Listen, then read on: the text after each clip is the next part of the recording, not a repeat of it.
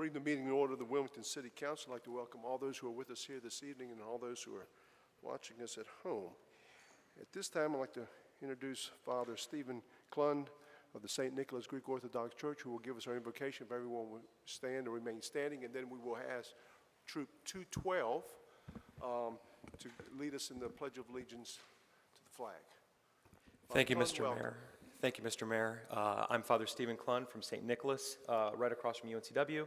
It's actually our feast day today. December 6th is the day that all Orthodox Christians recognize St. Nicholas and his ministry. So thank you for inviting us here on this auspicious day. Let us pray to the Lord. Lord, have mercy. O most awesome and benevolent Creator, we thank you for this most joyous and blessed season. We thank you for illumining the world by your grace and sending us exemplary men and women to act as beacons, leading us towards a brighter future and closer to your love.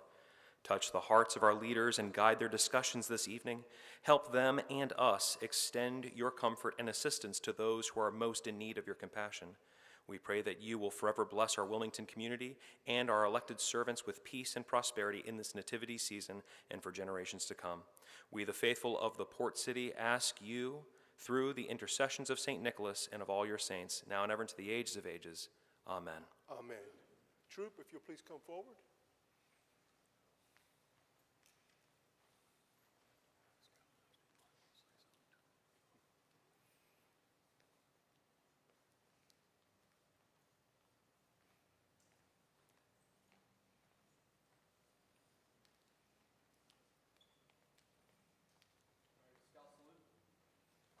Allegiance to the flag of the United States of America and to the republic for which it stands, one nation, under God, indivisible, with liberty and justice for all. Thank you, everybody. And now you can get your merit badges.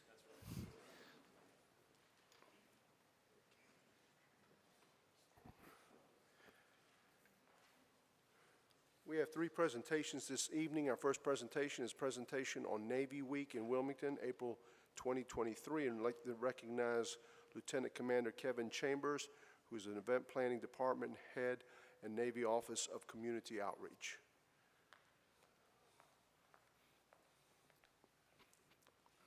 All right, good evening. Thank you for having me here today. As you mentioned, my name is Lieutenant Commander Kevin Chambers. I'm the Event Planning Department Head at the Navy's Office of Community Outreach based in Millington, Tennessee.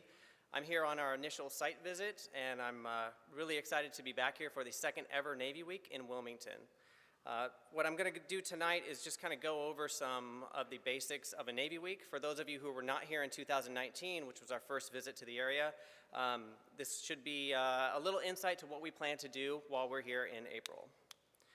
So this is a quick, a little summary for Wilmington Navy Week. Some of the things that we're going to be doing here. This is the wrong PowerPoint, actually.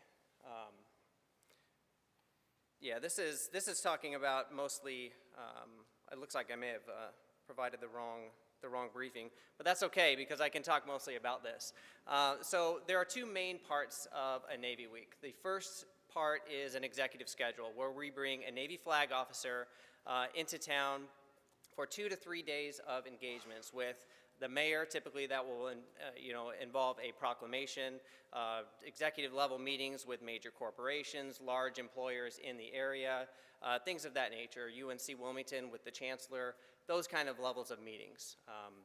The other portion of Navy Week is the main schedule where we bring usually between 30 to 40 sailors from various commands throughout the Navy into the area to do outreach events. So this can be anything from community service projects, volunteering with Habitat for Humanity, Boys and Girls Clubs, going to school. We will bring Navy meteorologists. We'll bring explosive ordnance disposal technicians who focus on robotics. They will bring some of their gadgets and bomb suits with them so everyone can see really what they do on a daily basis when they're on a mission versus when they're training and things like that. So there's a wide variety of assets that we bring into town, but it's really just a way to integrate and bring the sailors to the community.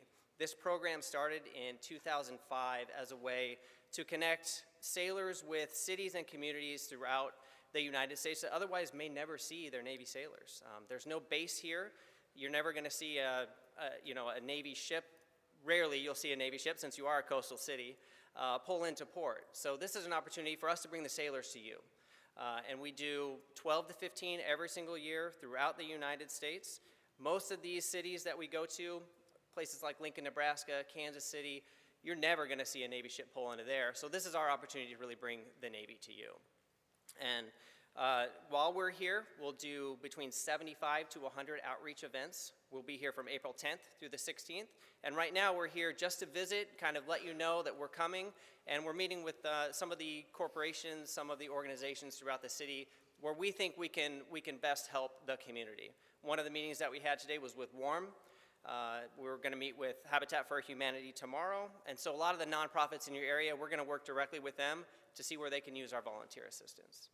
And that's essentially what we do at these Navy Weeks. And so we're really excited to be back in Wilmington. It's been 3 years. A lot has happened in those 3 years since we were here last time.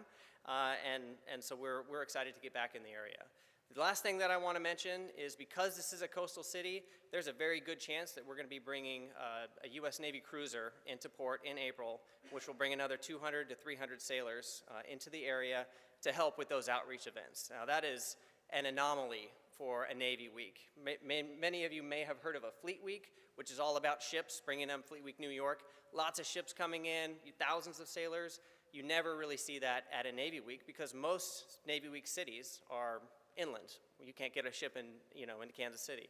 But we can get a ship to Wilmington, and so we're doing everything we can right now to schedule the USS San Jacinto, which is a guided missile cruiser, to come into port April 10th through the 14th. And this all coincides with the Azalea Festival, which is what we call an anchor event. We try to center these Navy Weeks around a big public event so that everyone can really get out and enjoy their sailors, and just come out, shake our hands, ask us questions. Any kind of engagement we can get with the citizens of Wilmington is a benefit to us as well as you. So with that, I would like to just open the floor to questions. Any thoughts? Were any of you around in 2019 for the last one? Yep, Mayor, I believe you were here. I believe we all were, but I will also say that, this community has had 2 commissioning ceremonies of the USS North Carolina submarine, 777, as well as the USS Gravely. And obviously we have the USS North Carolina, which is our memorial to to the people that lost their lives in World War II from this state. So we're very familiar with the Navy, and I'm very excited to have this Wilmington Navy Week 10th through the 16th of April. And I know it will be an outstanding event. And I applaud you also too, Lieutenant Commander, for the way you pivoted without the use of your program. So, but we're looking forward to it, and I know the community is, and we just thank the Navy for everything that you folks do every single day to protect this country. Yes, sir. It's our pleasure. And we are going to do our best to bring USS North Carolina sailors, the submarine, some of their crew out, as well as just some local sailors who are serving aboard aircraft carriers all throughout the world. We put out a request for anyone who's from the Wilmington area or North Carolina to come back and participate in Navy Week. So we're very hopeful that we can get some local sailors back to see their hometown and their old high schools. It's really a great engagement when we can do that. So. Well, thank you, and we're looking forward to it. All right, thank you for your time. I appreciate it. Thank you, sir. Thank you. Our next presentation is Parks and Recreation and Open Space Comprehensive Plan Findings and Recommendations. At this time, I'd like to recognize Ms. Rachel Cotter, who is the Director of Civic Spaces for the City of Wilmington. Rachel, welcome. Good evening, Mayor, Mayor Pro Tem, Councilmen. So excited to be here this evening. My name is Rachel Cotter. I was the project manager for the Parks, Recreation, and Open Space Comprehensive Plan. This was about a 2-year initiative, one of the city's first very robust, comprehensive, system-wide plans for the city of Wilmington. A brief introduction. Typically, Parks and Recreation comprehensive plans or system plans are completed once every 10 years. They're specifically intended to prioritize goals and objectives for a 10-year planning horizon, identify and resolve gaps and deficiencies across the system, catalog community needs and wants, create a 10-year work plan for department staff, engage the community staff and stakeholders and decision makers, validate decisions related to Parks and Recreation, benchmark against other agencies to inform department goals, generate population-based goals for new parkland trails and more, and qualify for state and federal grant funding opportunities. Our process included 4 phases: an inventory analysis, visioning and goals, recommendations, and an action and implementation plan. Since this was the first robust community-wide system plan, we had a very comprehensive inventory and analysis that included a demographic and trends review, a robust community engagement, level of service and benchmarking, and an inventory and analysis of parks and facilities, programs, operations and maintenance, and the financial systems in place for the division. We then synthesized the results of all the inventory and analysis and presented these to stakeholders.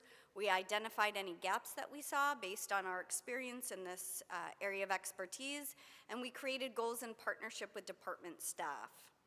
From there, we used best practices to develop a set of recommendations for all 4 of those key areas that we analyzed, including parks and facilities, programs, operation and maintenance, financing, and budget considerations. And then finally, we developed a detailed action and implementation plan.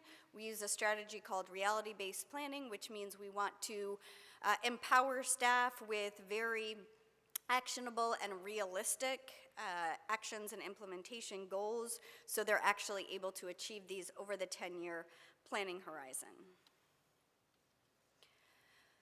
As I mentioned, we completed a very robust community engagement process. Our typical process has about 4 phases. It starts with informing and educating the public on the process, then soliciting feedback, looping back and presenting what we heard in our results to confirm that we captured everything and really listened to your community. And then we develop these goals and implement the comments that we heard throughout the process. So we had community open house with 144 participants. We conducted a statistically valid scientific survey with responses from 402 households, public opinion survey with over 1,400 responses, focus groups with 21 participants, and an advisory board with 11 participants. And so overall, the concept is to receive really broad feedback from the community and also some really nuanced feedback from some smaller groups.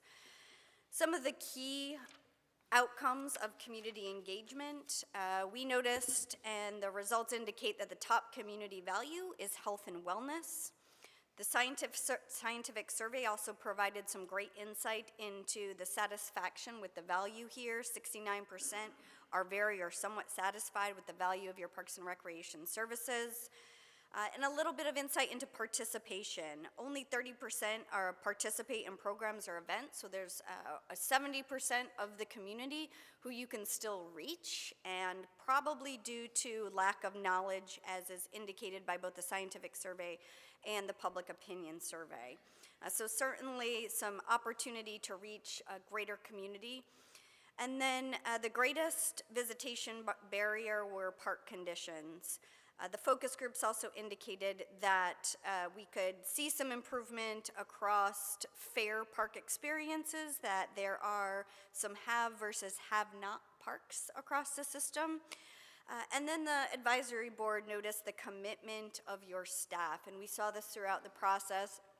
So many very, very dedicated staff. They're the front line to your community out in these parks every day, and really want to acknowledge all their efforts.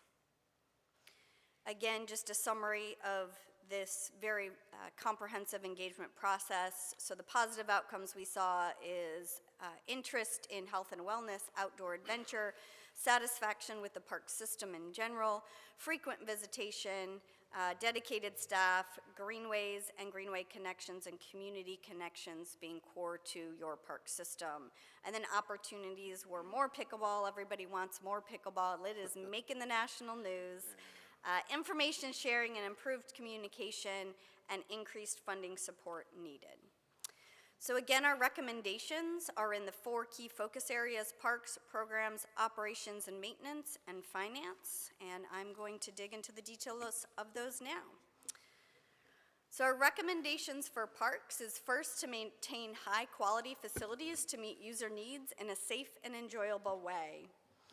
Really, this is focused on extending the life cycle of the existing system that you have. It's such an amazing system, so much diversity amongst the parks and the amenities you have here. So collaborating with the Public Services Department to finalize a detailed assessment of the building systems so you can extend the life cycle of these facilities and then monitor the progress and ensure execution of that plan. And then finally, construct a multi-generational recreation center to fulfill the demand for senior programs and additional community center space. When we did our level of service analysis, you are meeting most of the level of service needs currently, and the one area that we did see need for additional facilities was that indoor recreation space. The second recommendation is to upgrade parks to include amenities reflecting community needs and industry trends in a way that creates significant experiences.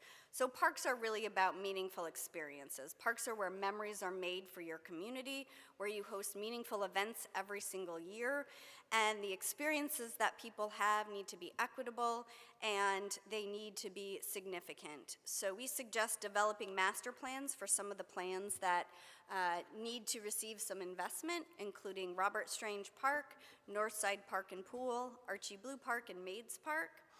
We also suggest diversifying your park amenities to include things like splash pads and inclusive playgrounds, sensory gardens, pump track, and ninja ropes courses.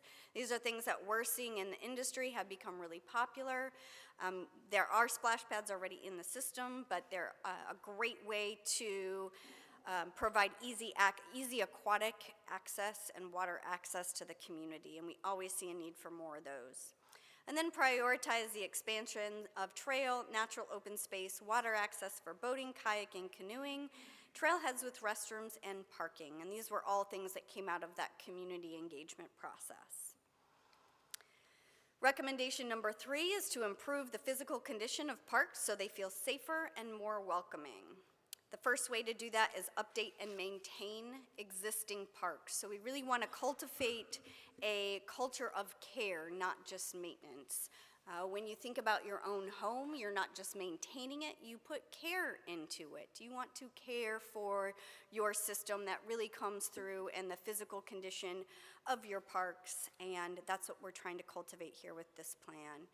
We want to improve parks through safety design techniques. The division has already implemented many CPTED or crime prevention through environmental design.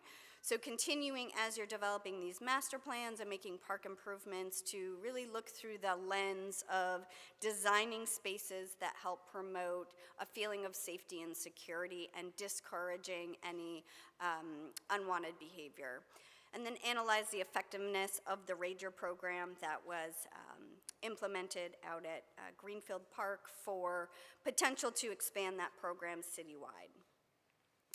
The fourth recommendation is to further an interconnected park system. So the existing level of service, you're in a surplus of 5 miles of greenway trails. Although that was the number 1 high priority for respondents in the community survey, it usually is. Trails or aquatics is what we see the most. People want trails, both for recreation, for transportation, for leisure, for connectedness, for exercise. So our recommendation is to update the Greenway Trails Master Plan, construct 10 additional miles of greenway trails, and to complete repairs and close existing gaps in some of the more urban areas. The fifth recommendation is to establish visual cues to orient visitors and establish brand recognition. The brand of your park system, these are Wilmington parks. You want to take pride, that culture of care. You want people to visually be able to recognize and orient themselves that they are in a City of Wilmington park. This can happen through establishing consistent park furnishings and design standards and considering a 1% public art dedication.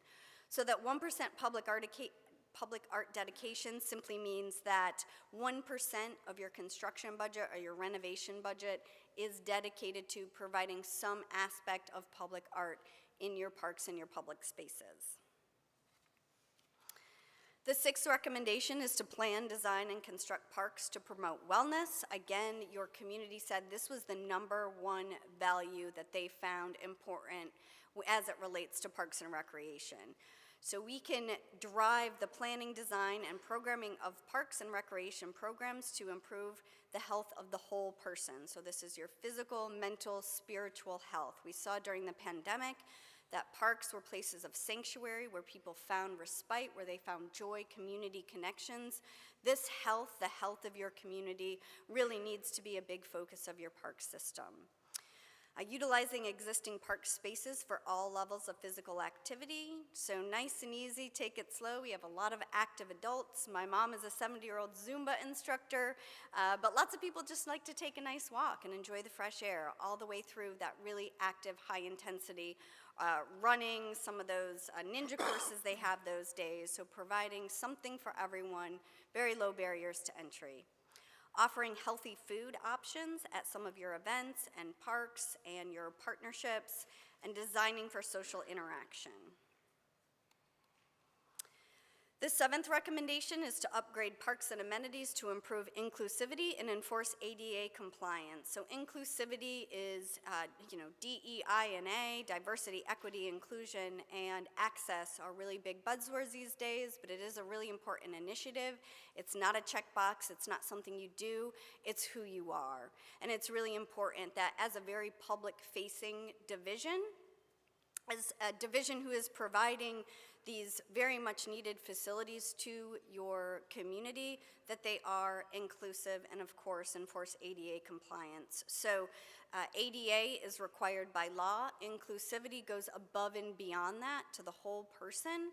It's looking at not only policy, but the physical conditions to make sure people really feel welcome in your park. So we're suggesting you continue to implement accessibility and universal design during your renovations and new construction.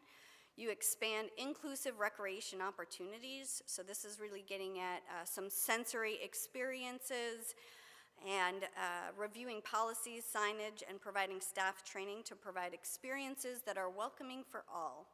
Intentional communications for diverse voices, and multilingual signage. The eighth recommendation is to intentionally acquire land to support growth and future recreation needs. So based on your level of service and what we have established as a reasonable recommendation, we suggest acquiring 77 acres of land for future parkland development.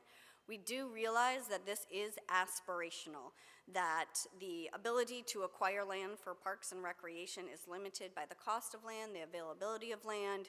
So we are suggesting that over time you update the level of service if land acquisition becomes unrealistic. If your population continues to grow and land acquisition is more challenging, the shift needs to be from acquisition of land to really maintaining your parks and your facilities at a very high level, continuing to upgrade them, reimagine them over time. And then identify an open and on-program space for existing park expansion. The ninth recommendation is to enhance the equity of parks by fostering a system of equal access to meaningful experiences. So improving to the extent possible the geographic distribution of parks across the city. There's a high concentration of parks on the western side of the city, fewer as you move towards the east. This is for some very logical and practical reasons, such as planned communities, which do offer many recreation amenities of their own. When we're thinking about equity and equal access to the public, that's where this recommendation is really focused. So aligning citywide recreation trends with neighborhood preferences, we're finding that parks can be underutilized simply because we didn't engage the local or the local neighborhoods, adjacent community in the planning of these parks. And so the preferences of certain communities and their needs haven't necessarily been met. And then utilize existing technology to track and measure capital improvements equitably and for those facilities with needed upgrades due to age. So we did review and note the equity component of the capital improvement plan application. What we are suggesting, though, is that you are tracking the implementation of selected projects over time and what that investment is. So moving on to the program recommendations, that was the longest section, so hopefully we'll get through these a little quicker. The 10th recommendation as it relates to programs is to develop programs that activate spaces, encourage existing and new users to experience parks, recreation, facilities, and services. Again, 70% of your population is still reachable to engage them in recreation programs and events. So we suggest you monitor demographic shifts and ensure programs for the largest age group, the 20 to 25-year-old population. Expand programs in the areas of adult athletics, action sports, fitness and wellness, arts, dance, and performing arts. That was a response from the community engagement and the program assessment that we undertook. Create more special events to connect the community and celebrate living in Wilmington. The life cycle analysis. Life cycle analysis looks at the phases your programs are in. So there is the introduction phase, the mature phase, and then the decline phase. And just with any business, there's that takeoff, that maturation, and then the decline. And so you have a lot of programs in the introduction phase, few in the mature phase. So letting some of those introductory programs mature and then declining and retiring any in the decline phase. So classifying services core, essential, important, and value added to price services based on cost recovery goal for each. And I'm going to show you an example of what this model looks like to explain that further in just a moment. In terms of pricing, tracking total cost of service and establishing cost recovery goals will allow you to make informed decisions about your programs and your financial models, and then implement the business plans that have been established for revenue-producing facilities. These are in place. The division is working hard on getting these up and going, and so that's going to make a big difference to tracking your financial performance. So this is the total cost of service model, and basically it is promoting the idea that by understanding the direct and indirect costs to deliver a program, setting cost recovery goals, you can evaluate your fee structures and make informed decisions about the success of your programs. I think it's important to note that cost recovery is very personal to a community. It's very philosophical, and there are a lot of different models depending on how much you would like to subsidize the programs and facilities in your community. So this is some best practices just to review, and then some sort of policy would need to be adopted. But one of the things to note here is the essential versus the value-added services. Essential services provide a whole community benefit, usually have a lower cost recovery, whereas those that are more nuanced with individual benefits typically are your value-added services with typically a higher cost recovery. Ultimately, you want to provide a fee structure that has a number of options so all of your residents can participate, and finances aren't necessarily a barrier to entry. Moving on to maintenance and operational recommendations. Maintain high-quality facilities through enhanced management and standards. So we're suggesting in a pretty good national standard is to manage staff, full-time equivalent staff, to 28 acres per park employee. Right now, you're at about 26.5 acres per employee, but this will allow you to achieve the level of care needed for your parks, alleys, medians, and schools. And so another thing that's important to mention here is your division staff are maintaining more than just parks. They're maintaining your alleys, your medians, your right-of-ways, your greenway trails. So we did work with them to capture the entire acreage, not just the park acreage, because it is significant. Allow the park maintenance staff to be involved in equipment specifications that connect the correct staff, parks equipment, and tasks for all operations in the division. Develop a revised maintenance management plan linked to maintenance standards. Develop a sports field maintenance plan. Develop facilities plans. And for parks within the system with updated and additional maintenance shops. Develop a maintenance management training program for seasonal, part-time, and full-time staff in order to maximize their skills and increase their potential, and develop performance measures for park maintenance services. The next maintenance and operation recommendation is to establish an organizational structure to improve communication efficiencies and performance. So consider allowing the division to become a department to give it more recognition and value in the community. This is a robust system. It's a comprehensive system. It's quite an amazing system, and it certainly warrants the recognition of a department within the city. So we are recommending that is considered. And then pay the part-time staff a pay scale that will encourage retention. There was just a pay assessment done, but we always suggest continuing those assessments over time and making sure they align with the market. And then consider adding certified trade labor to the park and recreation system for plumbers, carpenters, and electricians. This helps with timely response to some of your repairs and also can be more cost-effective than subcontracting these out or depending on other departments. And last but not least, certainly what many people are most interested in is the financial recommendations.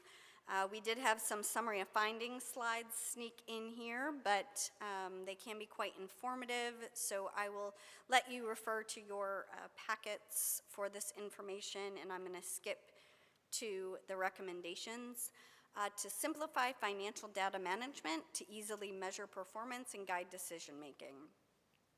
So when we were reviewing the data, we noticed that there were 3 parks and recreation budgets that if combined into one overall budget, including revenues and expenses, it could be easier to manage, but could also be easier to set and establish performance metrics and then evaluate if you're meeting those on an ongoing basis. So the next one, logically, develop a list of metrics for unit costs that define financial success for the department. Expand the operating budget as a larger proportion of the city's budget. Right now it's at about 7 or 8%, and we see closer to 10 to 12% as a national average, anywhere up to 20%. Develop a revenue policy to reflect pricing strategies and guide department effectively for nonprofit programs, merit programs, and private programs. Identify and track direct and indirect costs of all programs, so that's that total cost of service, and then calculate the cost recovery, identify if this aligns with your cost recovery policies, and you can turn dials up or down on your fee structure from there. And then use cost recovery calculations to focus resources and ensure high-value programs and experiences. And with that, I will thank you for your time and open it up to questions. Any questions? Yes, sir. Ms. Spears. You mentioned programs that are in the decline phase. You have any examples of said programs? There is a detailed program analysis in our appendices that I could get back to you on. I can't list the exact program off the It's top fine. of my head. I'll find it. Okay, thank you. I thought you may have known off the top of your head. Okay. Ms. Waddell. You mentioned have and have not parks. What did you decide on that? I'm sorry, what was the You second? mentioned have and have not parks. That was, I think, one of the suggestions that people had in the survey. That's right. How did you address that? How do we address that? I think it's by tracking investment, and it's also doing a detailed analysis on the actual park experiences that people have. So in the larger report, we did do an equity assessment that looked at several factors, both demographic.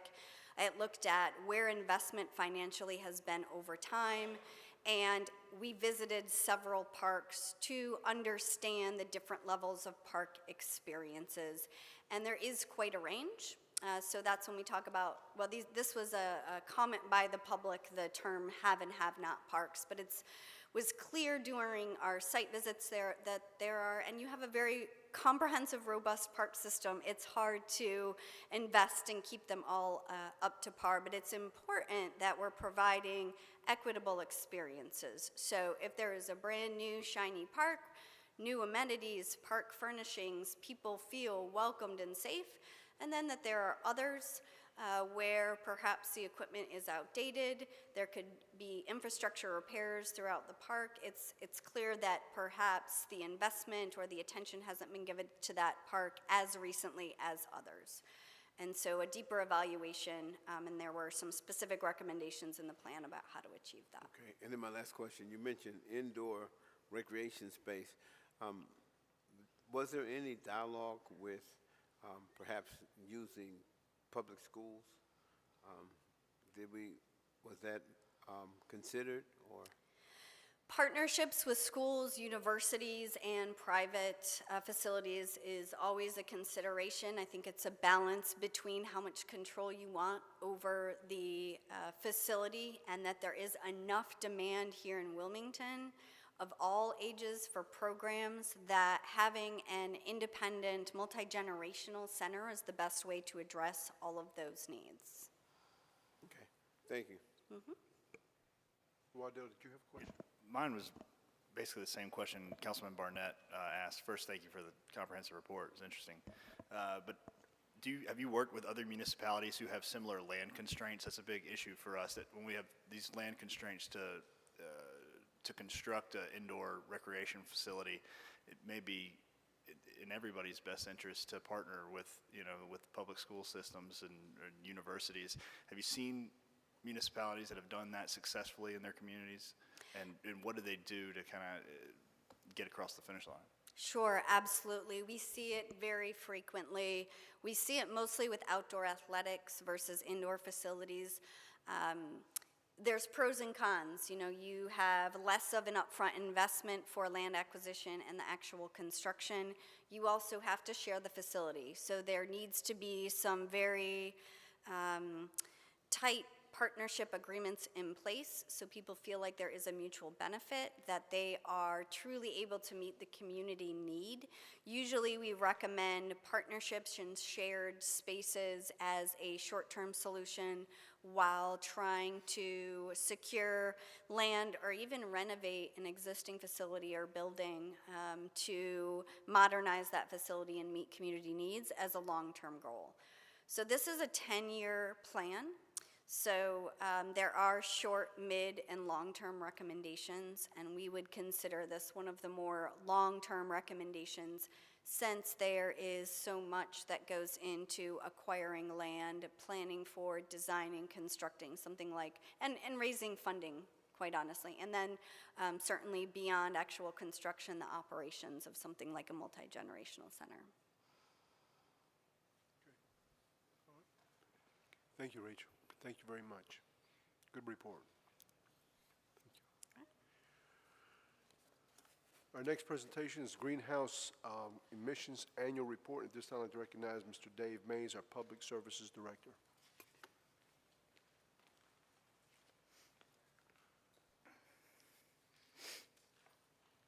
Good evening, Mayor, excuse me, and Mayor Pro Tem and Council. Trust each of you received a copy of the report via email. There's also a hard copy we placed on your places up there yesterday morning. I want to start with the update just to recognize the history that we have by the actions that are taken, by decisions made in this room right here. We have a pretty rich history of trying to address what our environmental footprint is. A few of these highlights that I'd like to recognize: in 2009, that's when we established the baseline. We established a baseline based on the inventory that was taken back in 2007, and that started us out at 9,704 metric tons of emissions.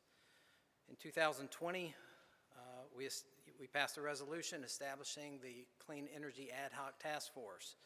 In 2021, we adopted clean energy goals for both 2035 and 2050. And also in 2021, we established the Citizen Clean Energy Advisory Committee. All of these are significant steps towards helping us meet these goals.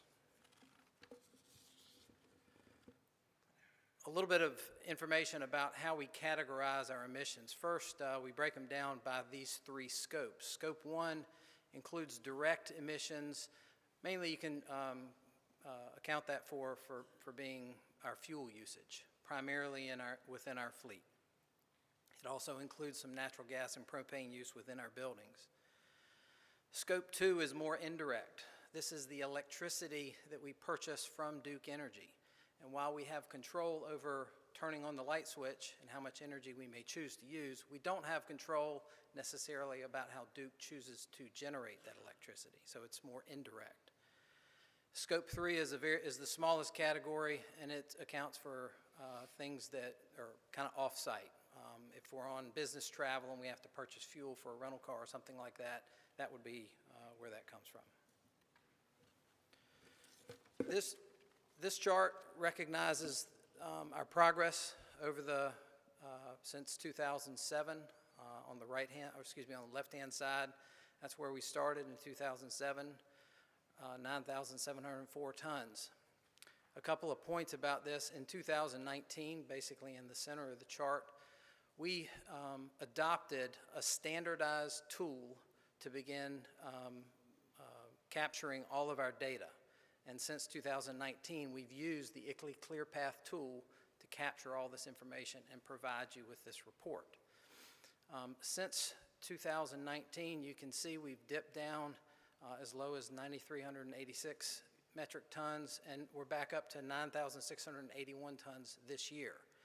I'll direct you to the large arrow at the bottom of that chart as the recognition for why we went back up this year. And that is because of an omission that we have discovered based on the leased street lights that we lease from Duke Energy. And I'll talk about exactly how we've accounted for that on the next couple of slides. So in 2022, we're at 9,681 metric tons. Our goal of 58% reduction gets us to 4,076 tons. That's equivalent to about a 200-ton reduction per year from this year. It also, in 2022, different from every year prior, it includes estimated electricity usage of all leased street lights in the amount of about 524 metric tons. So to be fully accountable and transparent about our street light usage, older street lights that have been phased out, the old sodium vapor, mercury vapor, and metal halide, they were much more consumptive of energy. They would range, depending on the type of fixture, somewhere between 29 and 160 kilowatt hours per month. And again, that's an estimate. These are leased street lights. These are not metered, so that's why these are estimates. In between 07 and 21, the energy use, these estimates, was not provided by Duke Energy. So as such, they were not included in the inventory. What we have done at the staff level is gone back and estimated what that would have been should it have been included. We estimate that part of the entire pie of greenhouse gas emissions would have been about 15% of the total at 1,554 tons, making the total, if we had recognized that back in 2007, to be about 10,667 metric tons. Fast forward to this year, we have converted roughly 98% of our leased street lights to LED. They are much more energy efficient. They range from 18 to 101 kilowatt hours per month. Again, they're not metered. And the estimated energy usage is now provided by Duke Energy on every single bill that we get. And now the estimated emissions from these leased street lights is only 6% of the pie of greenhouse gas emissions. So that's a pretty significant reduction that we've made and been able to recognize because of this conversion. Some other good news related to our vehicles and equipment. Since 2019, we've seen a 5% reduction in our emissions. Largely, we believe this is related to the purchase of hybrid vehicles that are much more fuel efficient and more fuel efficiency within the vehicles and equipment that we're purchasing. Buildings and facilities, we've seen a 26% reduction since 2017. We think this is largely related to the energy efficiency projects that we are doing within our existing buildings. It also has to do with energy efficient design of new buildings, and it comes from a much lower E-grid factor, and I'll talk about that on the next slide. Again, with our street lights and area lights, we've estimated about a 58% reduction in our emissions based on just those street lights and area lights. The E-grid factor. The E-grid factor is a nationally recognized methodology for calculating emissions values within different regions. We are part of the Virginia Carolinas resource mix, which basically includes all of South, all of North Carolina, and most of Virginia. The E-grid factor has seen a 37% reduction based on emissions between 2014 to 2020. All of that while the energy consumption, the demand for energy has increased. Within that region, they've gone from 291 million megawatts to over 326 million megawatts. So the demand is going up, but the emissions are going down. The chart at the bottom gives you an idea of how they've been able to achieve this. If you look to the left, you'll see that coal in 2014 was 31.7% of the mix. Coal plants are retiring, so we now see in 2020 it's down to 12.6% of the mix. Contrary to that, if you move 2 spaces over, gas production has gone up. It was at 20.8, it's now at 38.9%. So they're replacing some of the loss from coal with gas plants. If you go all the way over to wind and solar, you can see some dramatic increases, although they are small parts of the pie. They are significant because they are gaining traction as we progress through cleaning up our energy grid. So what's next? In policy and legislation, we need to continue to support energy policy implementation both at the federal and state level, such as House Bill 951 to reduce carbon emissions by 70% by 2030. We also need to support the North Carolina Utilities Commission and Duke Energy's effort to help find energy through clean and renewable sources, and continue to support our Citizen Clean Energy Advisory Committee. In our buildings and facilities, we need to continue with implementing energy efficiency projects like LED light conversion within our buildings.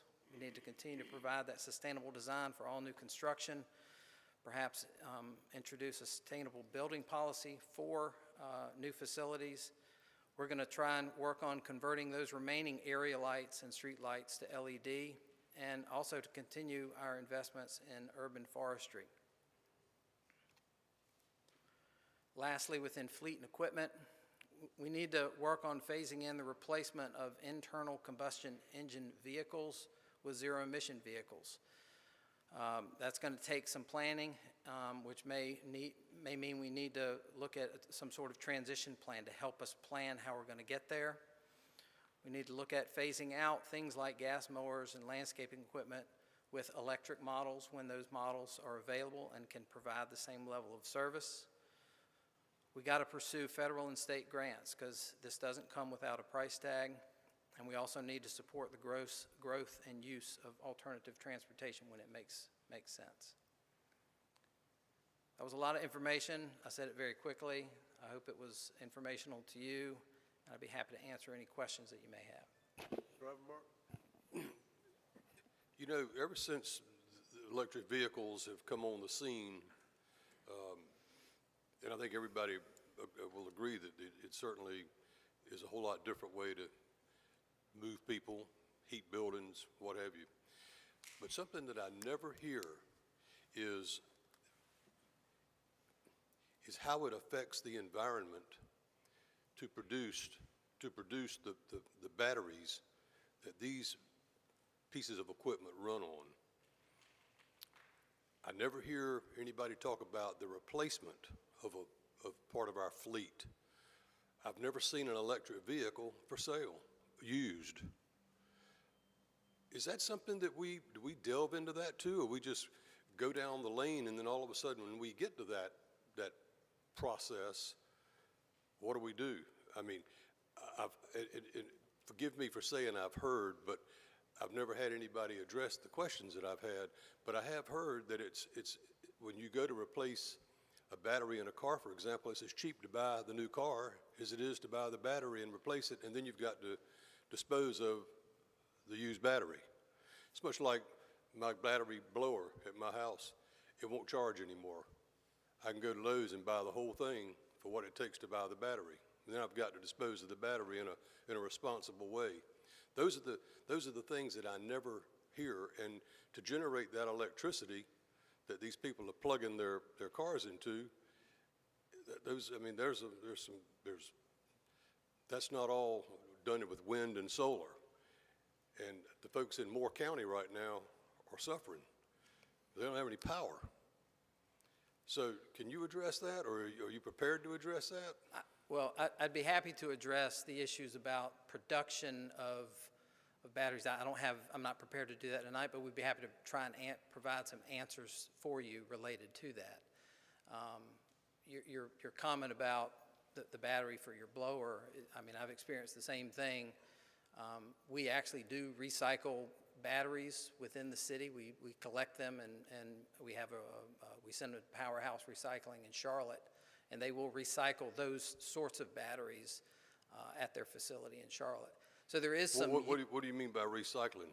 Do they send them back to you working? No, they will process them, grind them up, and harvest the materials out of them, and then put them to use in some other fashion. Okay, I'm sorry, go ahead. So again, I'd be happy to provide some information. We'd be happy to provide some information about the production of electric vehicles. Don't have that for you tonight, but be happy to try and do that. Please don't take my comments as that I'm opposed to moving on to a cleaner way to do it, but those are questions that, I mean, everybody touts EVs and ZEVs and all that, but we never talk about the end game. And I would like to know more about it before we rush pell-mell into something that may have some unintended consequences down the road. Absolutely. It's a good question. Thank you. Mr. Spears? Go back to that E-grid slide. The solar column. It's kind of similar to what Charlie was saying about the electric vehicles. We're seeing a very huge push for solar right now, solar energy. You know, these programs get so much money back or whatever. But here you're describing it as adding to what? Increasing the increase that greenhouse emission, right? Am I getting that correct or what? Let me clarify. So what this chart represents is within the Virginia Carolinas resource mix, which is all of North and South Carolina and parts of Virginia, the majority of Virginia. The amount of energy generated within that entire region, 3.4% of it in 2020 came from solar generation. And so my question is that negative or is that positive? That is viewed as clean energy. It's renewable energy. So it is not. It has helped change that number under 2014 of 856 pounds per megawatt. It's helped move that number down to 632. That's part of the reason it has been reduced. It's not the only reason. It's the entire reason is all of the numbers across that entire chart. Right, but a few slides prior to this, you talked about the increase, the arrow going back that way, and that was going to be the explanation. So that's kind of how I took it. I'm sorry if I was unclear. The explanation that I gave about streetlights is that we simply omitted including them in the original baseline back in 2007. Now we've got the information from Duke Energy so that we can include them, and that's why on this chart, you see a slight rise from 2021 to 2022. We went up. The reality is that if we had included the streetlights in the original baseline, we'd have been higher, but we didn't. So we're recognizing the omission, including them in 2022, and recognizing that going forward. because we will now have that data. All right, I got you. So do you want my regular rant about the streets being darker and the lights need to be brighter now or later? Whatever your choice is, sir. Happy to listen. I think I put it out there already. All right. Thank you, Dave. Yes, sir. Thank you. Mr. Waddell? Thank you, Mr. Mays. With regards to the building and facilities on what Wilmington can do next, we have prioritized sustainable design, energy efficiency, and renewable energy systems for all new construction as the first bullet point.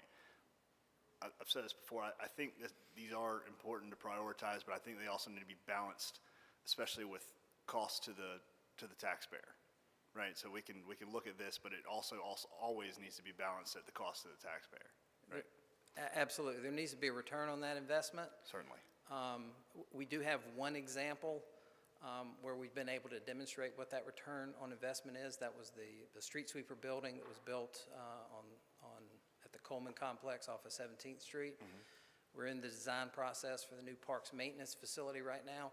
We'll be prepared to provide, initial return on investment for that part of the design for that facility as well. That's all I would ask. Anytime we're looking at prioritizing these, that we balance that and appreciate it. Sure. All right, Dave, thank you. Thank you. Appreciate it. Next order of business is our consent agenda, items 1 through 3. Are there any items that any council member would like to hear separately? If not, what are the wishes of council? A motion to approve by Councilmember Barnett, second by Councilmember Anderson. All in favor of that motion, please indicate by saying aye. Aye. Any opposed? Item passes unanimously. That brings us to our next item of business, which is our public information segment. We have Ms. Fides Reyes, the interim executive director, and Ms.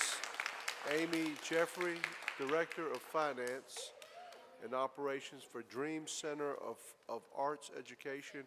And I guess they'll be talking to us about 2 vacant city buildings. I got one. Of course. You got one? Right here. Good evening, Mayor Saffo and members of City Council. My name is Fides Reyes, by the way. I am interim executive director for Dream Center of Arts Education. We are all here in representing Dreams. Dreams utilizes the arts as a youth development tool. We offer free of charge, high quality arts education to youth ages 8 to 18. We believe that the arts are foundational to the well-being and personal growth of all people, especially youth and teens. Dreams just celebrated our 25th anniversary. Thank you, Mayor Saffo, for attending our event. We are here today to request that the City of Wilmington grant us access to the 2 vacant buildings that sit on our campus, the boxing gym and the Quonset hut. The demand for our programming is growing. We need these spaces to continue to serve the youth in our community, especially our older teens who are expressing interest in programming such as filmmaking, podcasting, music production, and fashion design. With me today, I have Dream student Amiri and teaching artist and Northside resident Drew. And then I will wrap up the presentation. Amiri?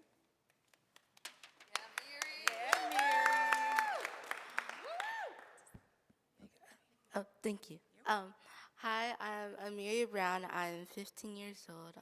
The reason why we want these 2 spaces is because we want to allow teens and children to have more opportunities to do more art and to celebrate the art culture that we all have, that racial people like Africans and whites and Hispanics and Indians, all the cultures that we have can have an opportunity to express their art culture here today. And so that's why I want more people to have buildings.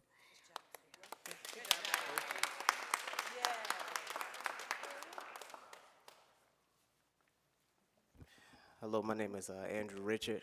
I'm the owner of Rich North Digital. I'm a filmmaker and a new teacher to Dreams. I'll be teaching film with my partner, James.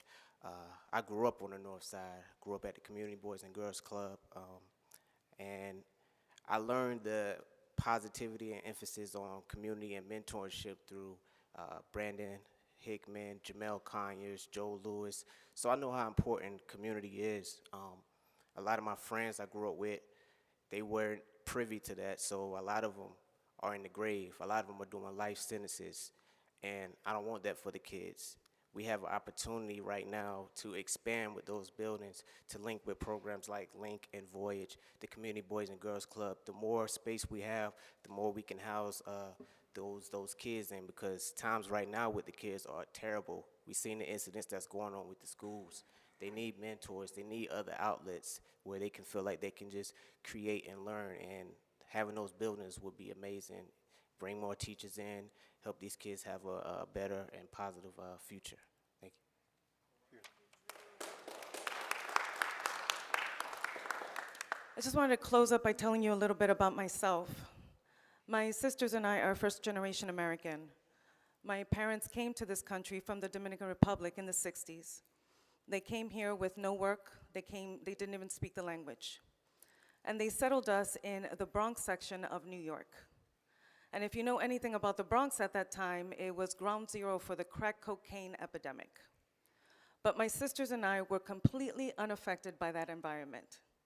And as a matter of fact, we thrived. We thrived because of our involvement in the arts.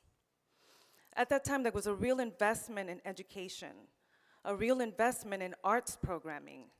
So my sisters and I immersed ourselves in theater and dance and music and visual arts. And we came to understand the joy that comes with the artistic process. And what I would come to understand later is that the artistic process is not just about being artistic. It's about being innovative, thinking in new ways, pure creative possibility. It's about connecting with the human condition. This is why Dreams is so important. This is why we need access to these spaces, now more than ever, so that we can offer our youth in this community the same opportunities that were given to me. Now, we understand the concerns over the conditions of these buildings. We are well aware of the improvements that are going to be needed to make it more habitable. And we are planning to proceed with due diligence and have already contacted Aubrey Parsley and Amy Beatty for input. Thank you so much for your time, and thank you for considering our request. Thank you. Thank you very much. Thank you. Thank you.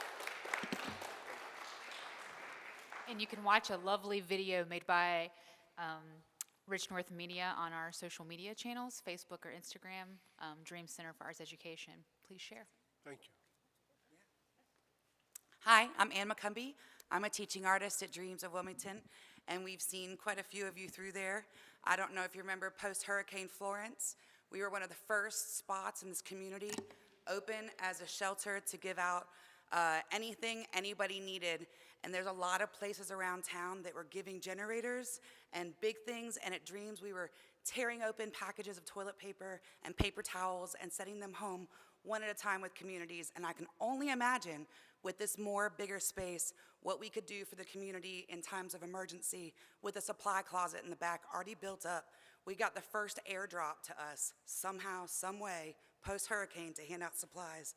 But if we had it on hand in this space, we could keep doing more for the community in times of emergency. We already do good every single day. You've seen it.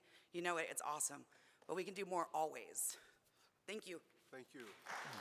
Thank you. All right, I'm going to jump in and bore you guys for a little bit. I'm a teaching artist at Dreams as well. My name is Cameron Botanides. I want to cry right now because this space at Dreams is the most amazing thing I have ever seen in this community. I moved here in '03 to come to UNCW for studio art, and I am so blessed that I found Dreams because I see what it does to every child in this community every day. And I see children with mental health issues overcome them because of Dreams. I see children that have terrible home issues come over them because of Dreams. And like, if you guys don't donate the space or allow us to. Like, I know that they're going to make it the perfect space. Like, you know, it may not be a space that like is inhabitable right now, but they will make it such, because I know these people, and I am so blessed to stand beside these strong women and men and everyone that is a part of this community. And like, my question is, why not? Like, if any one of you can let me know why not, I would really appreciate it, because at this point in time, like, what I've seen, what Dreams does for these children in this community, it is literally the most amazing thing I have ever seen in my life. And I will stand beside Dreams every single day, every single moment, because I've seen what they do. And I've seen how the kids connect. And like, I just don't understand like how you couldn't. So why not? Thank you. Thank you, everybody. That brings us to our next segment of business, which is our public hearings. Our first item this evening is item PH1, which is an ordinance amending the official zoning map of the city to rezone property containing 2.88 acres of land located at 928, 1121, and 1125 Montclair Avenue from R10 medium density single dwelling district to R5 CD medium density mixed residential conditional district for a 10-lot single-dwelling residential subdivision. This time, I'd like to recognize our city manager, Mr. Tony Cottle. Mr. Cottle. Thank you, Mr. Mayor. Good evening, Mr. Mayor, Madam Mayor Pro Tem, members of council. Senior Planner Brian Chambers will overview this item for us.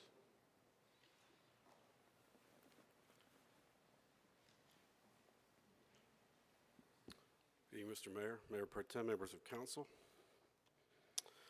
This site is located on both sides of an unimproved portion of Montclair Drive, which is located north of Wrightsville Avenue in between Wrightsville and Wilshire Boulevard. It contains approximately 2.8 acres in size, and it contains several vacant tracts as well as the unimproved right-of-way. This map shows you the site within the context of the surrounding area. And we have several photos of the subject property from Wrightsville Avenue and then looking up and down the unimproved right-of-way. And then the bottom right would be looking south on the improved portion of Montclair. We have some existing conditions of adjacent properties. The site is surrounded by single dwelling uses, and an existing restaurant is located to the south along Wrightsville Avenue.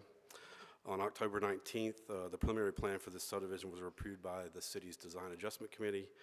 And then on October 20th, the Board of Adjustment approved a variance to required right-of-way improvements, and that variance was requested to avoid impacting the isolated wetlands located on the subject property. The applicant proposed to rezone this site to an R5 conditional district for a 10-lot residential subdivision. They proposed to improve the portion of the existing unimproved Montclair Drive and then construct a new street to connect to the Montclair Drive improvement.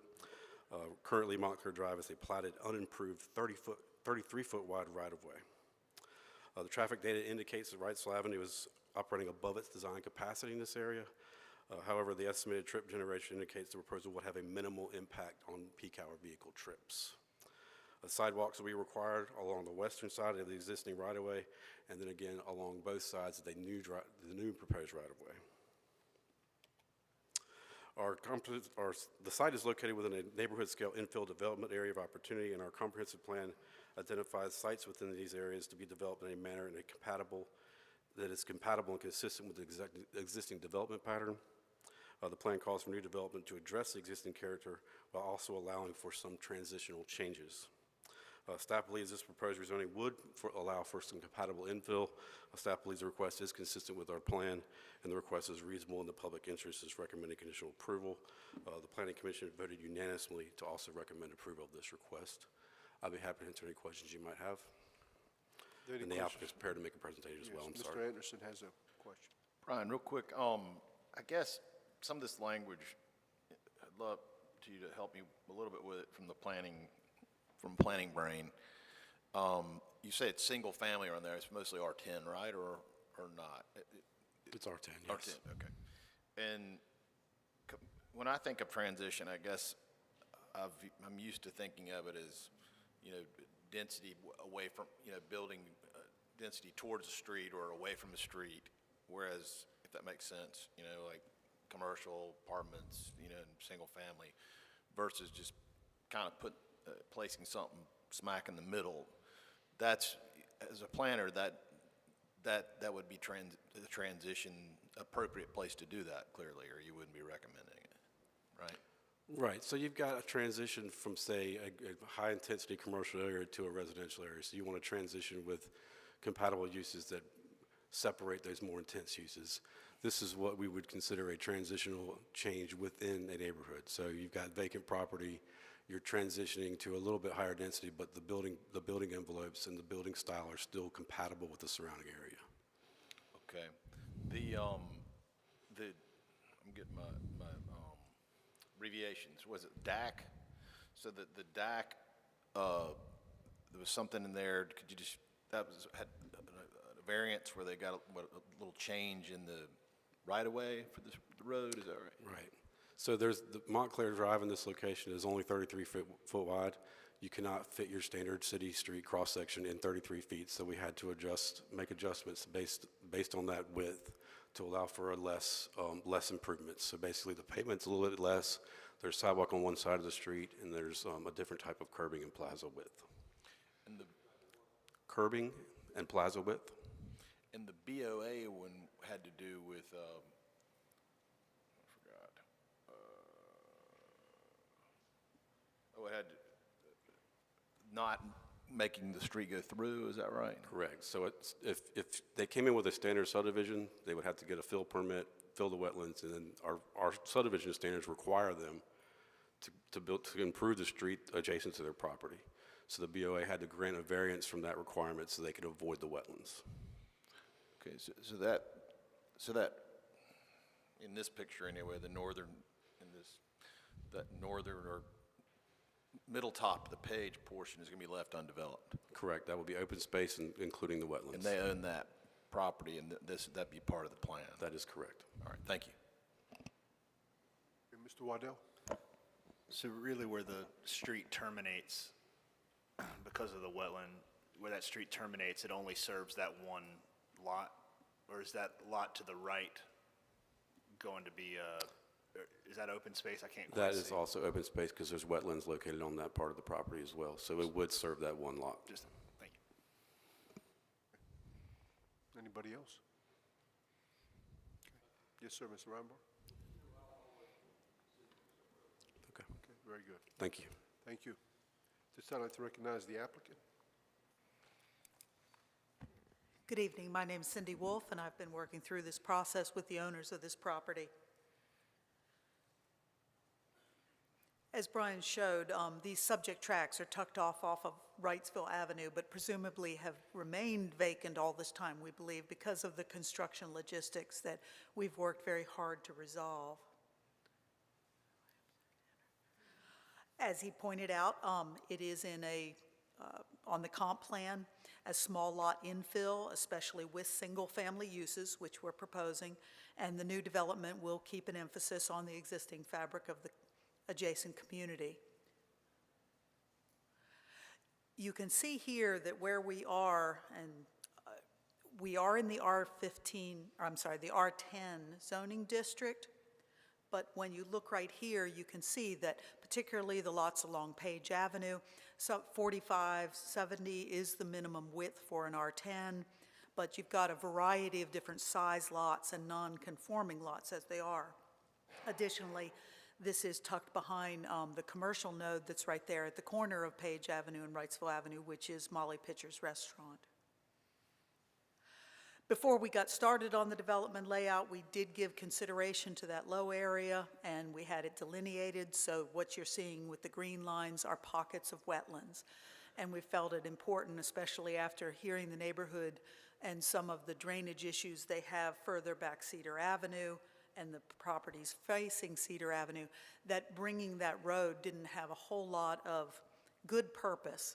And so that is why we went for the technical waivers and the variance not to have to take a road right on through there. The wetlands that we have, we are not proposing to fill in any way, shape, or form, and we're providing the resource buffers around the current delineation of them. This is a little bit easier to see than Brian's site plan, but you can see where the 10 lots are, 5 of them on the left-hand side of Plant Court. The sidewalk along them will transition over and carry all the way forward to Wrightsville Avenue, so we will have that interconnectivity. Wrightsville Avenue is on some of the sidewalk and greenway and bike lane maps, and so eventually we hope that that'll give better interconnectivity. The lots off to the right-hand side, lots 6 through 10, are on Karma Court. Plant Court is designed as a local residential, and so it has the same amount of pavement. Everything has been cleared through the emergency services and fire services as far as turnarounds, as far as necessary pavement width. But the open space there is part of the wetland beside Lot 6. And then as you go north of Lot 5, that is open space. That does contain the stormwater management area, and it will be dedicated as open space in perpetuity because there's no road frontage there. There would be no further subdivision. And that's part of why this road's being renamed from Montclair to Plant Court. Because of that interconnectivity to Montclair, we don't want emergency services issues in that respect, so just renaming it. All of the surface runoff from the project streets and the new homes will be collected and directed to a pond in the open space area to meet all the pre- and post-detention stormwater management requirements. There is already sort of a pond depression there. It'll be upgraded as necessary to meet all of the technical standards. This is an exhibit of the architectural style that they plan for the streetscapes. And with that, I'll close with our appreciation of the staff's thorough review. They've shown positive consistency with the comprehensive plan, certainly with all of the guidelines and strategies of that plan to infill development where services are available, and location-efficient housing should be promoted and encouraged for sustainability and adaptability of our community. I'd be happy to answer questions. Yes. Mr. Rombart? Hi, Cindy. How are you? So there is no, these people in lots 1 through 8 or through 10 don't go out Montclair toward. They'll go out what will be named Plant Court to Wrightsville. To Wrightsville. Avenue. They can't go out and turn right and go through the wetlands. That's correct. Okay. How many variances were requested and There was received? one variance. The variance was not to improve Montclair on the frontage of the open space, because had it been, we would have had to have filled the wetlands to get it across there. That makes So sense. that was the only variance. The technical waivers all had to do with the Plant Court pavement, and the way the Design Adjustment Committee, the DAC, is set up, we take a look at the technical standards for any type of road design. And in this particular case, because we only have 33 feet and a local residential has a 40-foot or a 40-foot right-of-way width, our medians got pared down a foot or so. Our sidewalk is only on the one side because that's all that made sense on Plant Court, so that helped. But then coming out for the sidewalk that we're including out to Wrightsville Avenue, generally sidewalk isn't right against the curb. So there we transition to a valley gutter to a vertical curb. So all those little items, I think it might have measured or numbered 5 or 6, all had to do with minor variances to the technical standards that are still reviewed and vetted by the fire services, by the engineering, planning, and a CFPUA had no issue with any of the changes. I'm going to call it a cul-de-sac. That design, is that something that's fairly new, or is? Yeah, T-heads are becoming much more prevalent lately. The big round cul-de-sac actually had more pavement in it. This serves its purpose, and it still meets all of the criteria for emergency service vehicle turnaround and the dimensions necessary for it. In a case like this, one of the questions that came up was the right-of-way still stubs to that property line. So if for whatever reason any of the properties along 41st Street ever wanted to redevelop and came in for rezoning, that would be possible for further connectivity. These lots number 7 and 8 and that T-head, they back up to properties that front 41st. That's correct. Okay. I don't, you mentioned, and I remember years ago when we approved the plan for Page Avenue, we were going through a parking issue at that time, and we were trying to cut down on pervious surface, and it created a nightmare where there were people parked anywhere they could. Yeah. Because it was mostly, young college. But I don't see that as part of this neighborhood. That flows in another direction. This is completely separate from Page Avenue. Yeah, this is going to be an isolated community, Right. basically. But it- Now, but- there are two homes on the right-hand side as you're coming back the new road. But I see this more as a part of the 41st Street, Cedar Avenue, Montclair neighborhood. I mean, it's not going to have its own name, is it? I know developers now build 5 houses and it's got a name. A lot of times, I mean, I guess there could be some type of signage, but Well, no, I'm at not- this point, I wouldn't see it being any type of a gate or, I'm not advocating for that. Okay. I'm just saying that makes it, to me, this is part of this neighborhood, not part of Page Avenue, because that's completely separate. That's pretty much all I've got to say. We got 10 houses. that's correct? 10 houses. And I know we went through this on Cedar Avenue, and I'm going to bring it back up right now. I can get behind these 10 houses, but not with the idea of building ADUs. Accessory dwellings, obviously, we've talked about them a lot. They've become more popular to address the current trends and also our overall deficit of housing in the area for the future. So yes, we are asking to maintain the versatility of being able to have ADUs like every other conforming lot in the city now that the LDC has been updated. This is a little different. You've had to bend not the rules, but you've had to get changes made to the criteria. You're squeezing it in there, and I mean, if you want to do that, build it by right. But the ADUs are by right in an R5 subdivision. I know that, but I will not vote for this as long as that is included. So, Okay. thank you.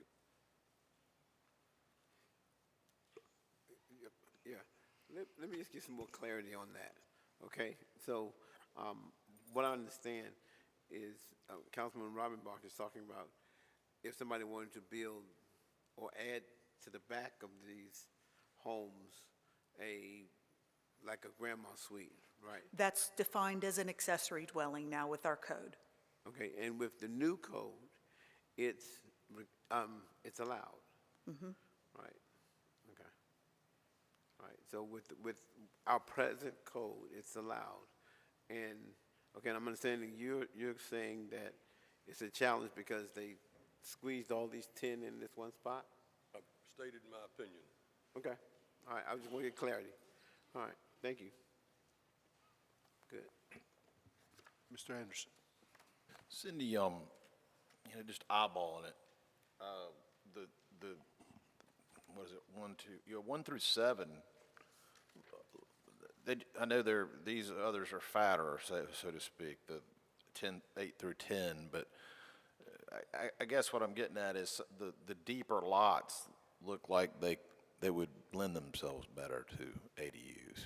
Would you disagree with that? That's possible, but all of the lots, even 8, 9, and 10, the buildable envelope is 44 by 64, 50 by 54, 50 by 54. I mean, that's a big area for the building envelope itself. Okay. All right, thank you. I mean, they're not going to be building 2,000 square foot footprints. I mean, that's not the type of housing style that would be in a community. It's not what's there right now in the rest of the community. So I think that part's deceptive. I'm obviously showing the building envelope and then the setbacks, but this is larger than, I mean, if you were to put a footprint of the house style, the architecture that we showed, it wouldn't take up half of the light green areas on any of these lots. Just going forward on these tight ones like this, that might be a good idea. I'm sorry? Going forward on these where it's kind of tight like this, or appears Okay. tight, it might be worthwhile showing us that. The tough thing with that is you don't. It if- can be an example, it doesn't have Okay. to be a part of the plan. Okay. I Absolutely. mean, to show us what. Normal homes in here would vi- probably. Visualizing it, when you talk about square feet and 45 by 50, I understand. Okay, anybody else? Okay. Thank you. Sue. This time I'll open up the public hearing and ask if anybody in the public wishes to speak on this item, if they please come forward, state your name for the record, where you live, and speak.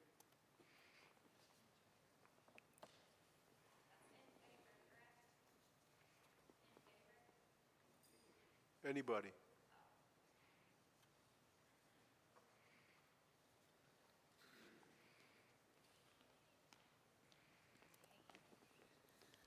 I just want to thank you guys for asking all those questions because it shows me that you read our concerns that we sent. So I'm really appreciative of that.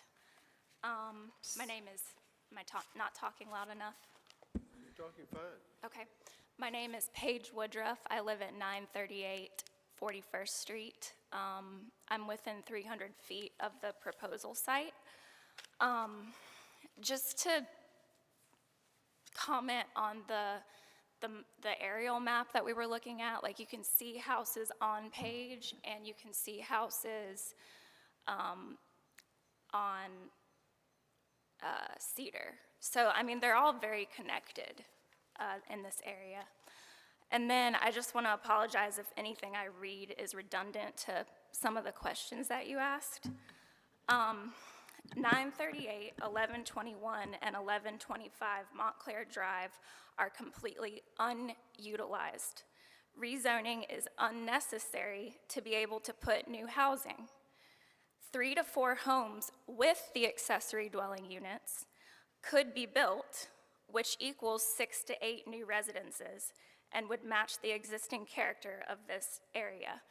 And the one that's kind of irregular looks like it could be one lot to me that could have a garage apartment.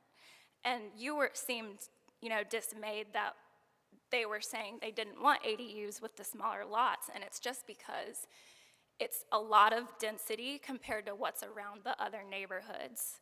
And it creates a lot of noise, it creates a lot of new problems when you add density. And people who bought houses here and have lived here for a long time bought it because of how it is. In development, 10,000 square feet or greater in Wilmington, developers are required to follow all stormwater requirements regardless of zoning. Rezoning does not require them to make stormwater improvements. See the Land Development Code, Section 18-255A through D. And they're going to want to make other improvements to make their investment successful. Higher density housing, such as what Page Avenue became, creates rental properties for LLCs and a more transitory population of unengaged residents versus long-term residents who have higher stakes and greater knowledge of the environment in which they live. Long-term residents create a more inviting environment for all, despite how long others stay. Third-generation residents on Page Avenue, that's over 100 years, named Mary Haney and Terry Parham, are unhappy with the direction Page Ave has gone and agree it has become an eyesore. Terry says for the first time in 120 years, in the last 6 years, their properties retain water. This is because builders, despite promises and technical reviews, failed to improve the situation or keep it the same. Authorities want to use newer, better technology as a cop-out, but the truth is, trees are the best. Cynthia Nathans, also a resident on Page Ave, who was a builder and developer in Wilmington for several decades, agrees. Mary Haney talks about the parties and drunken fights she now hears at all hours of the day and night. I've talked to residents on Bonham Avenue who are disgusted with the changes, as well as on Cherry Ave, where the inappropriate eyesore, now the tallest structure on the street, Elevation Studio apartment stands, and a 200-plus-year-old forest was demolished to do so.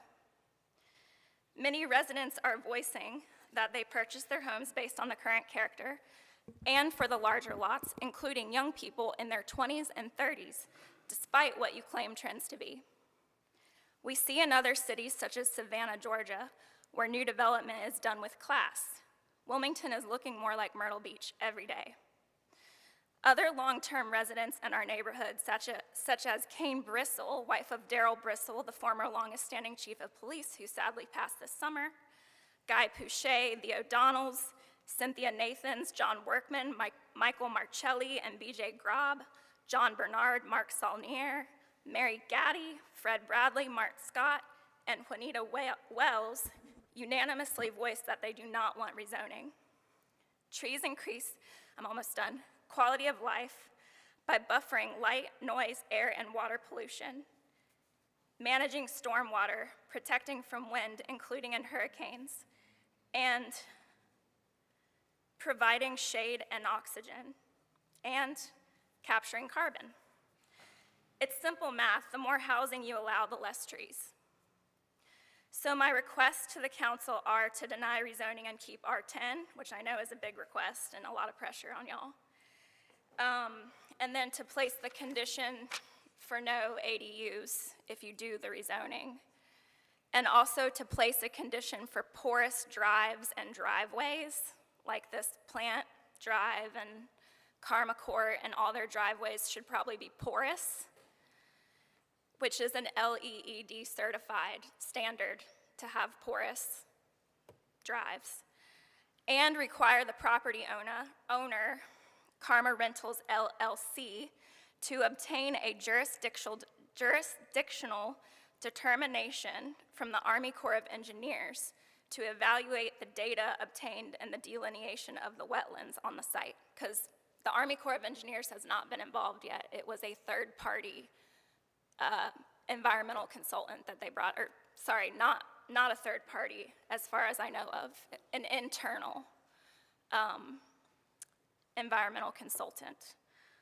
The council might need to ask the attorney present if they have the authority to make this requirement. And that's all I got. I know I was long. Thanks. Thank you.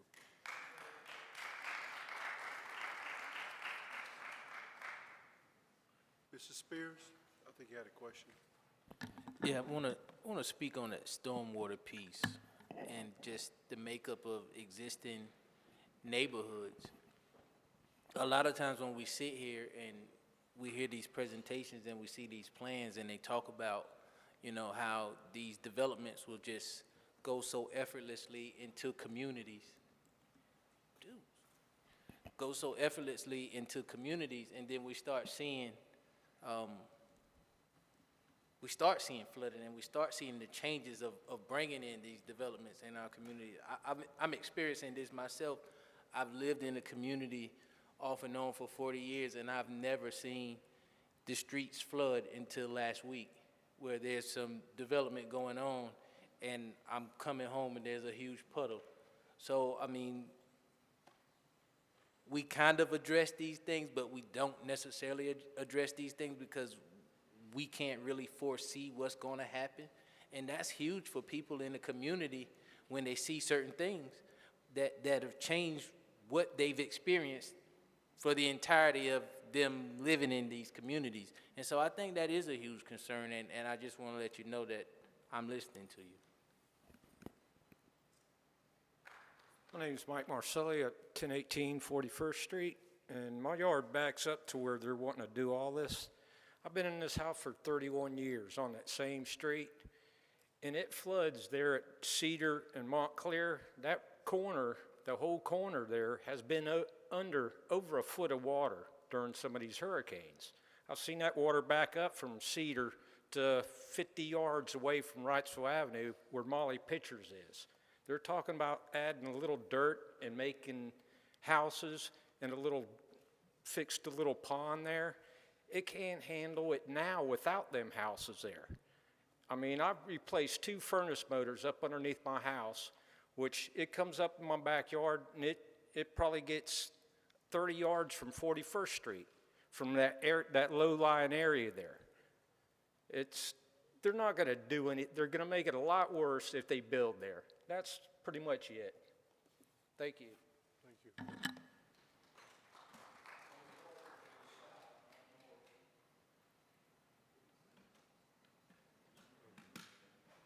Mr. Barnett? Yeah. Cindy, can you address the stormwater and the flooding piece for me? We absolutely address stormwater issues at every one of these meetings because a lot of the neighborhoods that the folks come from are older neighborhoods that don't have stormwater management now. The city certainly has a program. They go into some of these neighborhoods where issues are prevalent, where they go on over and over, and you have capital projects that might help to remedy those. But any new development that has happened in the last 20 years now is responsible for stormwater management by the city's regulations. Before, it was only water quality from the state, but all these years now. So these are older neighborhoods. In the last one, yes, the corner of Cedar and the built section of Montclair is a very low area. We've shown that where the wetlands are, and that's why we didn't want to connect the road together and have to fill in those wetlands and take away already an area that there is capacity for drainage when there's a heavier storm. We have to pick up all of the surface coverage from all of this new development and go to a pond. That pond has got to hold it so that it does not leave the site any different than it does today. If there's an issue today, and we've heard at all of the meetings, there are issues up at that corner. That's the requirements that we have to meet are not going to make those any worse. That's part of what the requirement is. Now, I took a look, and I didn't have this particular exhibit in my stack of presentations, but part of the issue is all that water goes back to that corner. Then there is a piping system and ditch swale, if you will, system, Cedar Avenue, that goes all the way down to Burnt Mill Creek. There are some unmaintained ditches, and there are some probably lesser diameter pipes along Cedar Avenue than there need to be. But that does not have an impact what's happening is they're backing up. Now, yes, this water will go that same direction, but this water will not go into that system any differently than it does today. That's part of the way the regulations are set up. I guess those were the notes I took as the people were talking. But that is the difference between the stormwater management requirements that are now required and we can't get a permit. Now, the neighborhood you were in, it's very possible that that's under construction. Their stormwater management system might not have been certified yet. It might not be complete yet. So it's hard to address the issue that you're having, but the issue that they're having, it's there now. The regulations control that we cannot add to that problem. I'm sorry, Mr. Barnett, did I answer your question? Yeah, you did. I guess one other question, and they talked about parties and stuff like that. What? Page Avenue is a little different, and I'm sorry, that was the other note that I did take. Page Avenue was already built. The right-of-way was there, because I was part of that rezoning, heaven forbid, I hate to think how many years back. And it got rezoned to multifamily so that the lots that were there, which were probably counted about 6, were able to be turned into more like 8 or 10. And again, it's just from my memory. But there was no stormwater requirement for those lots, in fact, because it wasn't a major subdivision. And back then, single-family development on lots, it was through some creative recombination, they were exempt divisions. And so those lots, those houses got built. They were certainly under the control of the TRC to a certain extent, but no, those lots on Page Avenue didn't have stormwater management. Now, the partying, will these be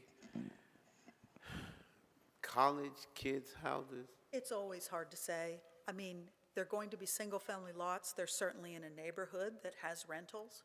They're individually owned, but are they all individually owned? You know, or several by the same person? We don't get into that type of control, obviously. But it's all through good, I mean, hopefully, good management if they are rentals. Okay, last statement. I heard, I believe the young lady said something about porous sidewalks. There are a lot of ways to meet your criteria for the pre and post stormwater management program.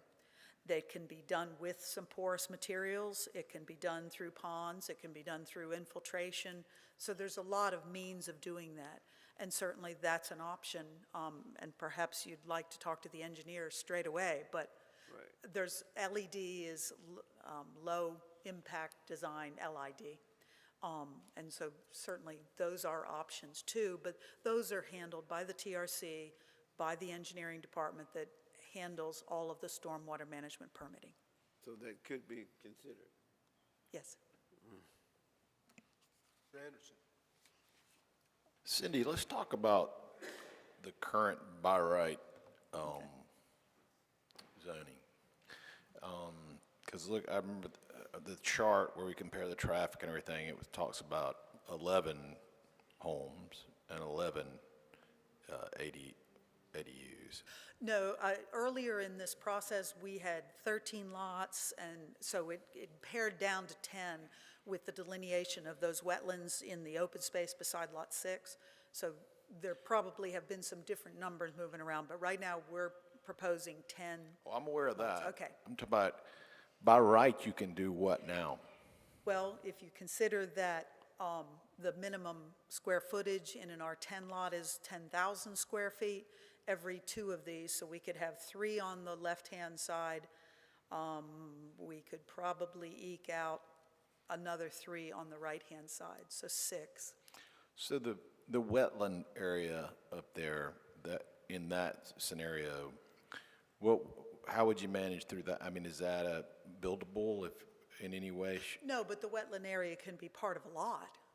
Right. So, I mean, the key there of permitted today development would have to do with some creative lot arrangement, but it's still, basically, we've got 5,000 square foot lots, so every 2 of them could turn into one larger lot with some extra, with 2 extras, because they could include some of the wetland area in their land area. But that's likely because of that, I mean, because the staff has a table here with trip generation, 11 homes, 11 ADUs, you're down, I mean, you're up zoning, but you're down, you're showing less, they're showing less units, which I don't think I'd ever seen that. And I assumed I'll let it was Brian because of the address that, but wetlands. basically, he's including the open space. If nobody wants to impact the wetlands, it doesn't make a lot of sense. The No, I folks applaud on you the leaving other it end alone. of I'm just Montclair. trying to understand But I what you think can build without this Staff incentive. is looking at the whole area and saying, divide by 10,000, and you could get this many lots. So it's a little, That's, not deceptive, but it's certainly so it's not possible. real, all right, that number. It is possible, but it would take a lot more, it would mean a lot more impacts. Okay, thank you. That's the advantage of the down zoning. It's still Right. residential, but it's clustered. That's the easiest way to define it. So you'd have to mitigate that that you'd have to pipe it, or you'd have to move the wetlands, basically, or move the water out of it. I mean, you have to change the whole topography or pipe it or something if you To want. take that road across, yeah, absolutely. Okay, thank you. Mr. Spears? Yeah, Cindy, I was referencing my situation solely based upon what I've seen and what the complaints I've been hearing about in the community as of late in these older communities. I'm certain this would be one. Love Grove is one that neighbors are really fearful of the stormwater issue. So that's why I was bringing that up. And again, it's not what we can predict, you know. And my other thought was, after you gave your response, was you said what you would do wouldn't worsen the situation, but it wouldn't improve it. And I don't think any neighbor would want that. Like, for We you to don't come have the in and add these new homes and situations, and they still have the same existing flooding condition at the corner that they've always had. Hi, I'm Howard Resnick. I'm with CSD Engineering. I'm a licensed professional engineer and the incumbent engineer on this project. It was taken over in development from a previous owner.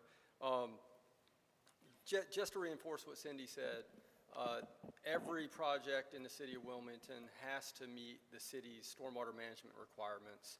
And what that means is to ensure that the post-development runoff rate, the amount of water which leaves the site after development, cannot exceed the pre-development rate.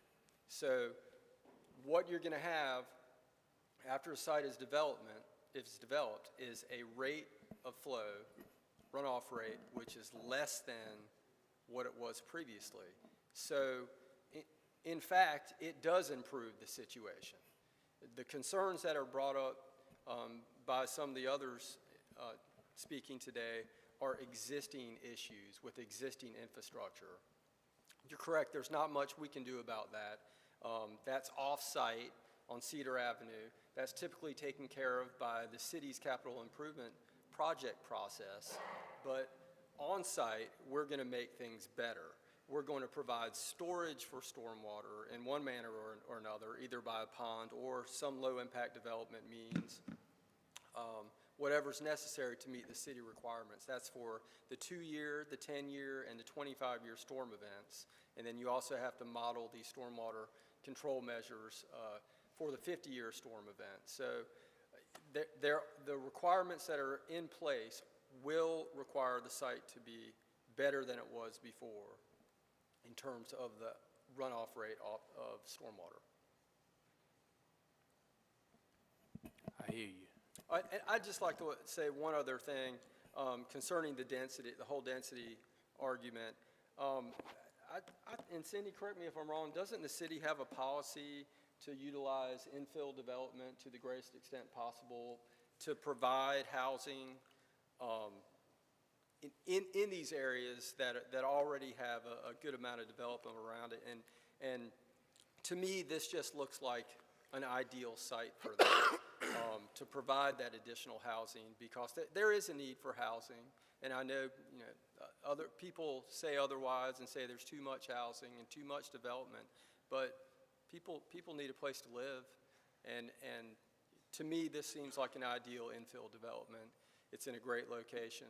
It's isolated from other surrounding areas. So some of the other concerns that were brought up as far as adversely affecting adjacent areas, I just don't, personally, I don't see that happening. Just my 2 cents on it. Thank you guys for listening. Mr. Waddell. This may be a question for the engineer, but there was reference to the Army Corps not stamping these wetlands. Is this not within a threshold that would require that? Sure, I think that is correct, that I don't think there has been a jurisdictional determination performed yet. However, the consultants which do this is what they do for a living. They work with the Corps of Engineers literally on a daily basis. They know exactly what to look for. In determining wetlands, they have to, the investigations they do to be considered a wetland, the wetland area has to meet a certain criteria, a certain threshold. You have to check off certain boxes. Are the soils there? Is it hydric soils? Is the vegetation there, et cetera? And so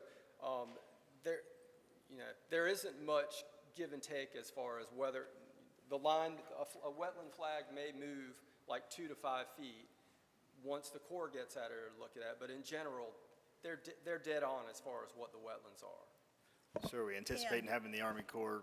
Yeah, the delineation has been done. He waits for then the Corps to come out to the field and verify, concur that what he has delineated is correct. Then a surveyor has to come and pick up all those flags exactly. The flags have been picked up, but the Corps has not been out there. But before construction release, yes, the delineation, the sign-off from the Corps of Engineers that's then good for 5 years has to occur before the TRC will sign off on any construction release. Thank you. And is this a viable project without ADUs? I'm sorry? Is this a viable project for the applicant without ADUs? I think he needs to address that. Hey, good evening. My name's Michael White. I am a managing partner of Karma Rentals LLC, the applicant. And to answer your question, first of all, I don't understand why there's such an issue with ADUs. It is traditional in this neighborhood that ADUs encompass more than a third of all the residences in the neighborhood have ADUs. So it's a traditional part of it. And, the city's comprehensive plan says that we're going to try to create a project that blends in with the neighborhood, right? So that's what we've attempted to do here. Now, to answer your question about viability, so we're building a product that's approximately 1,600 square feet. It's 3 bedrooms, 2.5 baths, and we are not offering a detached garage or ADU with this product, okay? Because we're trying to keep our price point around $400,000. Now, this ADU that everybody's talking about, it costs $80,000 to put on the ground, so that's another $800,000 investment for us. And it costs as much to build an ADU as it does to build a house, right? So the margin in the ADU it's actually more expensive to build an ADU if you build it in a garage apartment scenario, right? And so the value you get back out of that in appraisal is much less than the finished square footage of your house. So, from a practical standpoint, an ADU is not a good investment, okay? And we like to keep these houses around $400,000 a piece. But with that said, what I will say is I've lived in this neighborhood. I lived in a house with an ADU. I didn't rent it out. I had it available for guests and friends, and I have a teenage son that liked to hang out in it. And that's the way most of these things get used.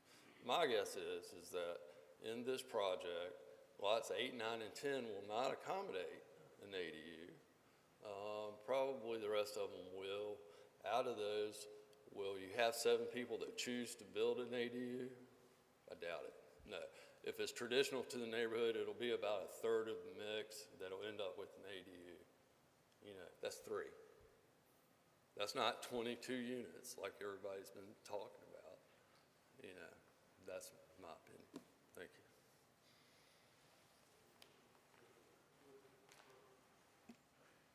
you. Yeah, the engineer, tell me a little bit about the porous drive thing. I'm sorry, repeat the question? The porous drive. The yellow Okay, image- it's commonly referred to as pervious surfaces, and it's a low-impact development design technique. For projects where it's specified, really the soils have to be suitable. So it's encouraging the stormwater to drain through the surface. That's why it's porous or pervious, allowing the water to go through and then infiltrate into the soils beneath. Most of these designs include some sort of wash stone beneath, maybe some filter fabric, a geotextile as well, again, to keep the soils in place, and provide some storage volume within the surface, the pervious surface, as well as the stone. And within that storage, you meet some of the storage requirements that are part of the stormwater management design process. Is that going to be used in this project? For now, we're simply looking at the stormwater, a pond, a wet detention basin. That is always one of your best means and method of doing that. It provides, not only does it provide the storage required for stormwater management to attenuate these storm events, to manage the pre and the post, reduce that post-development runoff rate, but it also provides settling for total suspended solids. It's both stormwater management and water quality. The water quality component is a reduction in total suspended solids. With that, you get some sort of reduction in metals and other harmful contaminants. And you get that same thing with the pervious surfaces as well. And it's certainly something that we can look into. I think the city's a little weird about it on some of their infrastructure that they take over, like the sidewalks and curb and gutter. I don't think you can do it for that, but we can certainly look into using it for the driveways and sidewalks on, leading up to a home, an entrance to a home. All right, I think it may be a good idea. Thanks. Sure, yes, sir, thank you. I'll talk to, pardon me? Sir, come on. Anybody, I can talk to the audience. You were talking about I grew up in Winter Park. It's called Winter Park Gardens. Right. Those lots that you're talking about with the existing are R10. You're talking about R5. They are zone R10, you're correct. They are. I mean, it's I'm just and you saying know what? there's- I bet you there's probably lots in there that are 15,000 feet.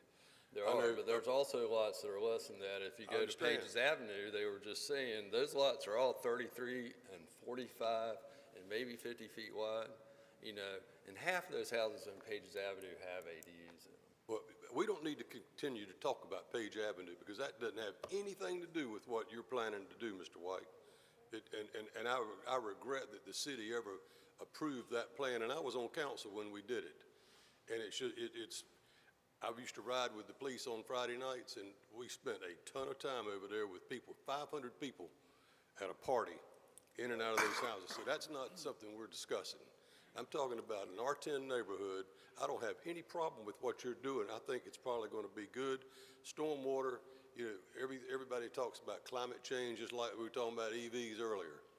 And we're having we talked about 500-year storms. Hell, we have a 500-year storm every 5 years now. Right. So all the stormwater that we would claim and put into these holding ponds, they have to hold it for so long before it's released, and rain keeps coming down. I'm not faulting you on your pick of property or how the stormwater is going to work, because we have rules, regs, the Division of Water Quality, CAMA, Corps of Engineers, and everybody has to follow those rules. I It's understand. and regulated to death. It's a big Right. ticket, and it's very detailed. I'm in the real estate business, and I deal with people that deal with it on a regular basis. I know what a headache it is. But you got these people out there, and they see the effects of it. They hadn't been through TRC or the DAC to see what you're dealing with. They just see the water. I think if you built those lots, and you mentioned a while ago you'd probably end up with 3, you wouldn't want to put that in the ordinance to limit it to 3, and I wouldn't blame you. That was an off-the-cuff remark that you made. But I have a problem with that because it's kind of shoehorning possible 20 units in there where I think it's way more suitable for 10. And I would hate See, to- that's where we disagree, because I don't agree that it's 20 more units.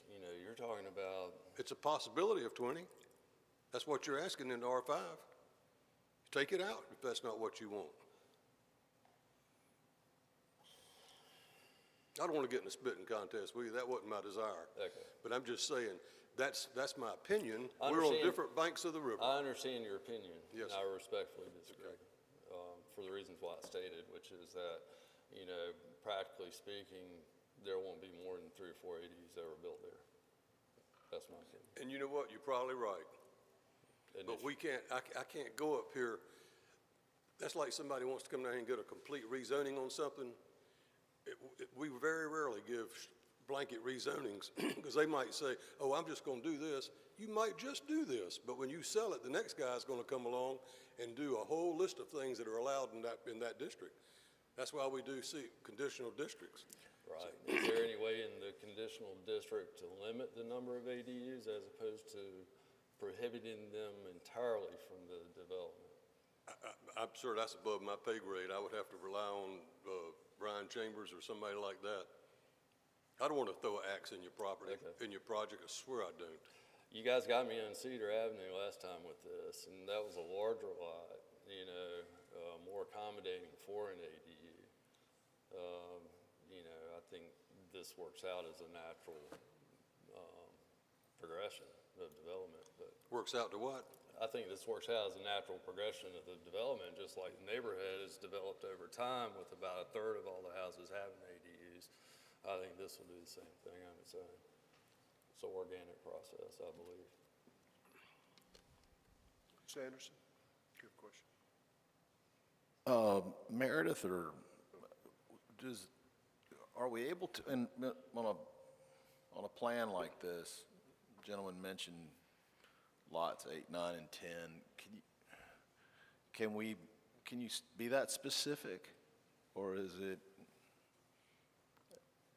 In a conditional district, you can request any condition or impose any condition that you want. So you could restrict it on just specific lots if you wanted to. Again, it would have to be accepted by the applicant, though, in order for that to go through.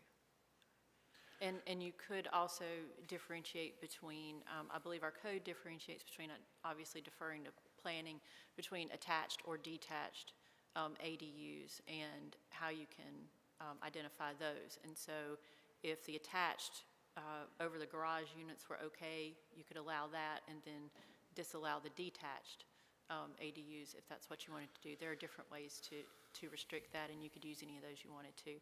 But again, it would have to be approved and agreed to by the applicant. Well, I guess I mean, I don't identify him because I'm not a developer, but I commiserate because, I mean, we're telling you we want infill. It's all throughout our documents. Right. We made a huge change on ADUs. We tell them we want that for the missing middle housing. And then you bring them to us and we shoot them down. So we might need to revisit all that so they don't have that impression. Thank you. Mr. Waddell. I also commiserate with you. One, because it's within our LDC, but also because every time this body convenes, at least once we discuss the housing affordability issue in our community. We discuss lack of missing middle housing, which ADUs are. I mean, they are. This entire project is missing middle housing, I believe. So I think there's a compromise here. I agree with you that 8, 9, and 10 just they don't work. But we need housing stock. We just do. I mean, we can't turn a blind eye to that. And this falls within the new land development code and everything about the comprehensive plan. So I would certainly be open to something that would be palatable for all involved that limited the ADUs, but give you some form of accessory dwelling on a portion of the lots. Mayor Pro Tem. I guess, I tend to take the gentleman at his word that he, and I understand, as I've also been in the business, that it's not economically feasible to build the 2 units. I get that. So what you're here tonight asking for is what we have in front of us. And there's nothing about ADUs. You're going to sell these, I assume, to individuals, and then it would be up to any individual property owner as to how they wanted to use their property, as long as it was legal within our current land development code. That is correct, and that's what I want to maintain, is their right to be able to have the ADU if they choose to do so. To me, the question is, do we accept the project as presented this evening? And not talking about some unknown future owner down the road somewhere we don't even know when or where. So I think that's a somewhat of a red herring to be dealing with that. Okay. Mr. Anderson again. From staff, and we're just talking about, the word dwelling is critical here too. They can have an accessory dwelling. I mean, they can have help me with that, Brian, or whoever's on this one. Forgot. What was the question again? I'm sorry. I mean, they want a lawnmower shed or something. Does that count? An accessory structure? Yeah. They could have that, yes. That's a completely separate use than a accessory dwelling unit. I just know we just got a little confused. We just went back over this about, I don't know, it hadn't been that month ago. So, all right, thanks.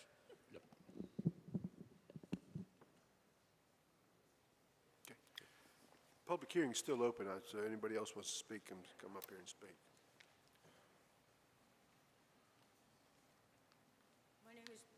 My name is BJ Grobe. I live at 1018 41st Street. We are the house right where lot number 7 is shown. That's our backyard right up at lot number 7. I want to say, besides the flooding that I've already told all y'all, that right next to us, the lady that lives there, well, the family that lives there, right next door to me, her bedroom is right where you have that Hammerhead Street ending. She's going to have at least 5 sets of headlights coming in, right in her bedroom. They're elderly. The other thing is, when you were saying about accessory dwellings, red herring down the road, all that, okay, if that's how we're going to do it, then let's leave it R10, so at least we have a chance of less than 20 houses in our backyard. That's a small patch of woods, y'all. That was a vernal pond back there, is why it's never been developed, when the Needhams owned the whole tract. And when Ms. Needham died, the yahoos that bought it before these guys had it went back there with fill dirt, truckload after truckload after truckload, and if anybody cares to dig up a topo map from 2008 or before, you will see that was a vernal pond, and it's been filled in, and that's why we flood. And it is not just Cedar Avenue at Montclair that floods. It is every house on 41st Street, and it ain't a hurricane, it's any big storm, and it does not recede. I'm here to tell you it doesn't. That's it.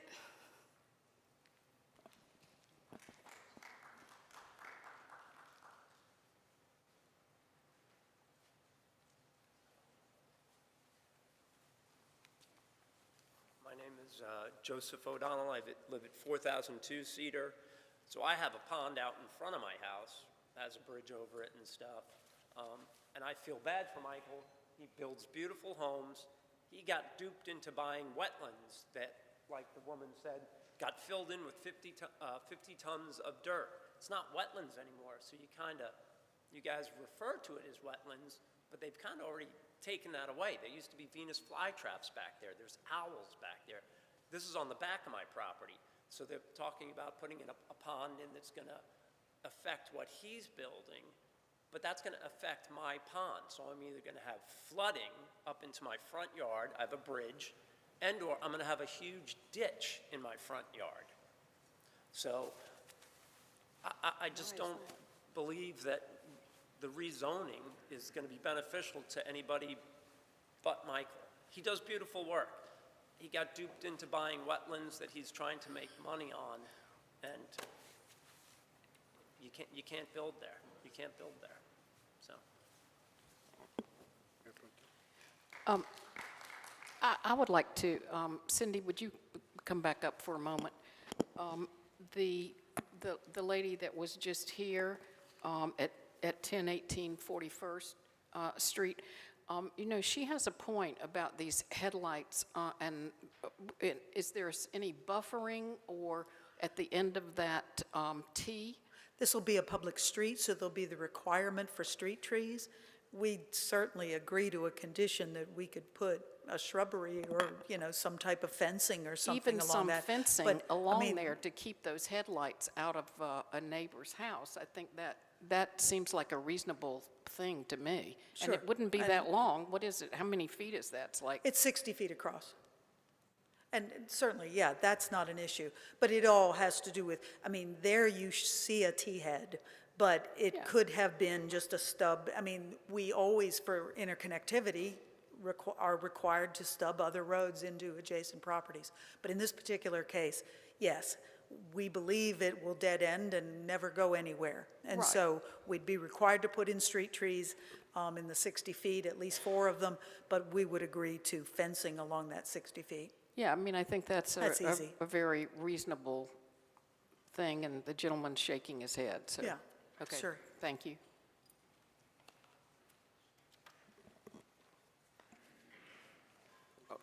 Barnett, I'm sorry. I had. Yeah, I was gonna call I'm the sorry, engine- I no, just, I was gonna call you up to respond to that. thank you. You're welcome. Did you have a question? No, I just wanted you to respond to the. Oh, sure. water in So the as I yard. mentioned previously when I spoke, I did the initial design and permitting for the plan 15 years ago when it was called Plant Court. And it wasn't this plan that's before you now. It actually didn't have lots 6 through 10. It didn't include that property. It was strictly on the plan west side, what you see lots 1 through 5 and what's called the open space in the wetlands back there. We took it through TRC. We got all our approvals, got all our permits. There was some work done there. I believe it, I wasn't on site when it happened, but I believe it was mostly in preparation for the construction of the utilities and the roadway. And there was just a lack of funding. This was right at the onset of the recession, 2006, 2007, 8, and development just stopped at that point. So there have been some comments that there was fill material brought in, and it's very likely there was, but I don't think any of the wetlands were filled in. I think it was strictly along the roadway, because there was some amount of wetlands delineation done during that process, and of course it would have been strictly forbidden to fill any wetlands at that time, just like now. Those regulations really haven't changed in the past 15 years. Thank you. Addressing, he says that where you're going to build will run right into his yard and add more water to his water, his pool, and I'm gonna call it pool. Pond, thank you. So the way the existing topography drains, it's actually from east or southeast and east to the west and northwest. So it does naturally drain to that low area. So I don't see pushing water onto any other adjacent properties. The site is actually naturally set up for water to drain towards that low area. And we will be collecting it runoff along the roadways and directing it to our stormwater control measure at the rear of the site. Thank you. Mr. Waddell? I think my question is for the city attorney. If we were to have some sort of agreement to, as a condition, restrict the amount of ADUs, to a certain amount of lots, would the lots that were not allowed as a condition, what would be the mechanism for that? Would it be a deed restriction on the property?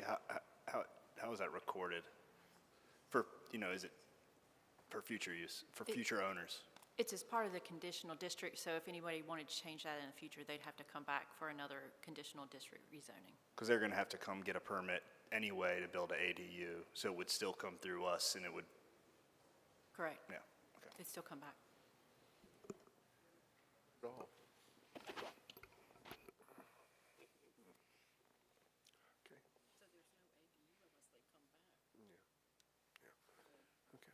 Anybody else? Okay. Madam Clerk, have you received any additional commentary in your office on this item, please? Yes, sir, Mr. Mayor. We received one comment on the form that we have on our website that came in from Edward Dean of 4007 Riceville Avenue. We want to draw attention to the 2 historical live oak trees along the proposed plant court at the corner of Riceville Avenue. These trees to be protected from damage due to construction. Senior planner Brian Chambers and Cindy Wolf have both assured me that the trees will be protected. How will this be accomplished? We are asking for clarification of what medium-density mixed residential district, conditional district means. We're also asking for clarification on the number of residential lots to be created. One plan started 10, while another plan stated 13. Thank you for your response via this email.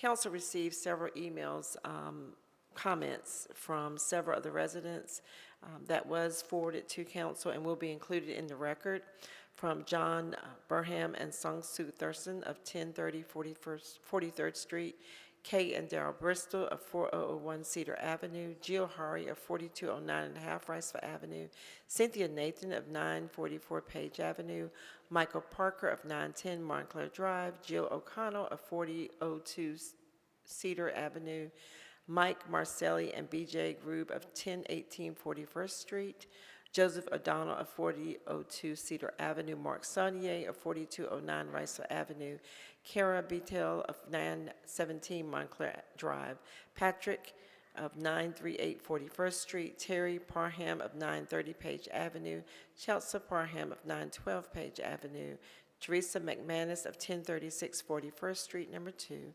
Kristen Richard of 926 Montclair Drive, Mary Haney of 1005 Page Avenue, Paige Woodruff of 938 41st Street, and Diana Zakari of 3803 Cherry Avenue. And again, these letters, these emails that you received will be included into the record. Thank you, sir. Very good. All right. Any other additional questions from council? Okay. Hearing none, I'm going to close the public hearing and ask for the wishes of council, and also note that whoever makes a motion must read a consistency and reasonableness statement for the record.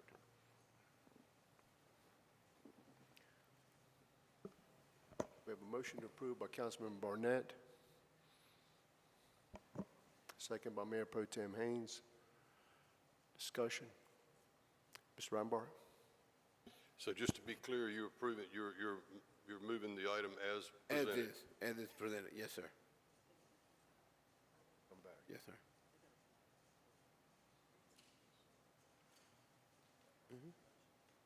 Say that again. I'm approving it as it's presented, and what I think Mayor Pro Tem was saying was that if they got to do any additional, what is it, they have to come back, right? On any ADUs, just because I know this is kind of coalescing around the ADU issue, on any ADUs, it is, if this thing is passed the way it is currently, those ADU or the right to build an ADU is by right, Yes, sir. correct? Yes, So sir, as is. unless you limit the amount of ADUs you want to put on the property, this is the time that you would do it or disallow it or whatever the case is going to be. Yes, sir, and just for clarification, if you were going to do that, the cleanest way to do that would be to specify which lots you want them to be allowed upon and which lots you do not, as opposed to just saying only 5 allowed or something like that. So if you want to specify lots 1 through 5, yes, lots 6 through 10, no, or however you want to do it, and that way it'll be clear when it comes back who can and who cannot. But it won't go as a deed restriction, it's just part of the conditional district. Mr. Waddell, did you have a question, comment? I'm not offering this motion, but I think it's for a substitute motion, but for discussion, I think removing or approving 1 through 7, so excluding 8, 9, and 10, I think it's 8, 9, and 10, the 3 small square ones. I don't see it pulled up here. Dylan, could you please pull up that map again, please, sir? Would be reasonable, and also I would say I think a reasonable condition would be to Margaret's point, requiring a fence buffer there at the T to mitigate any headlight traffic. I don't know if there's any discussion there. I haven't offered it as a substitute motion, but. I was trying to pull it up. Which lots were you? 8, 9, and 10. So it would be. I think that's reasonable. That's it. All right, let me ask the builder. Are those, what we're talking about now? Yes, sir. Are you in agreement with this? Are you comfortable with limiting the number of? Yes, sir. You are? Yeah, with Mr. Waddell's proposal. Okay, so tell me specifically which lots would you not put one on? 8, 9, and 10. 8, 9, and 10? Yes, sir. Okay, so we could. And we'll do the fence, correct? Mr. Anderson? Yes, sir. Cindy, you're drawing, this is different from what we're looking at up there. No, it is not in any way, shape, or form. It's just colored so that the building envelopes are the light green, The green around the setback is the dark green. You've got the Well, that- medians. that- that is not that. What's in my packet is 4 lots on that side of the road. Pardon me? What's in my packet? That, you're looking at the attachment that was at the community meeting. You're at the very back of your packet. This is the plan that is Okay. being reviewed. Just trying to clarify. All right. And Mr. Waddell, may I clarify, are you speaking specifically just of detached accessory dwelling units? Or are you intending to prohibit other dwelling, ADUs? Well, Doesn't daggone. matter whether they're detached or attached. Just ADU, Yeah. I think. Yeah, I think ADU is sufficient. In general, okay. Mr. Waddell, are you going to, I'm happy to offer that as a substitute motion, Okay.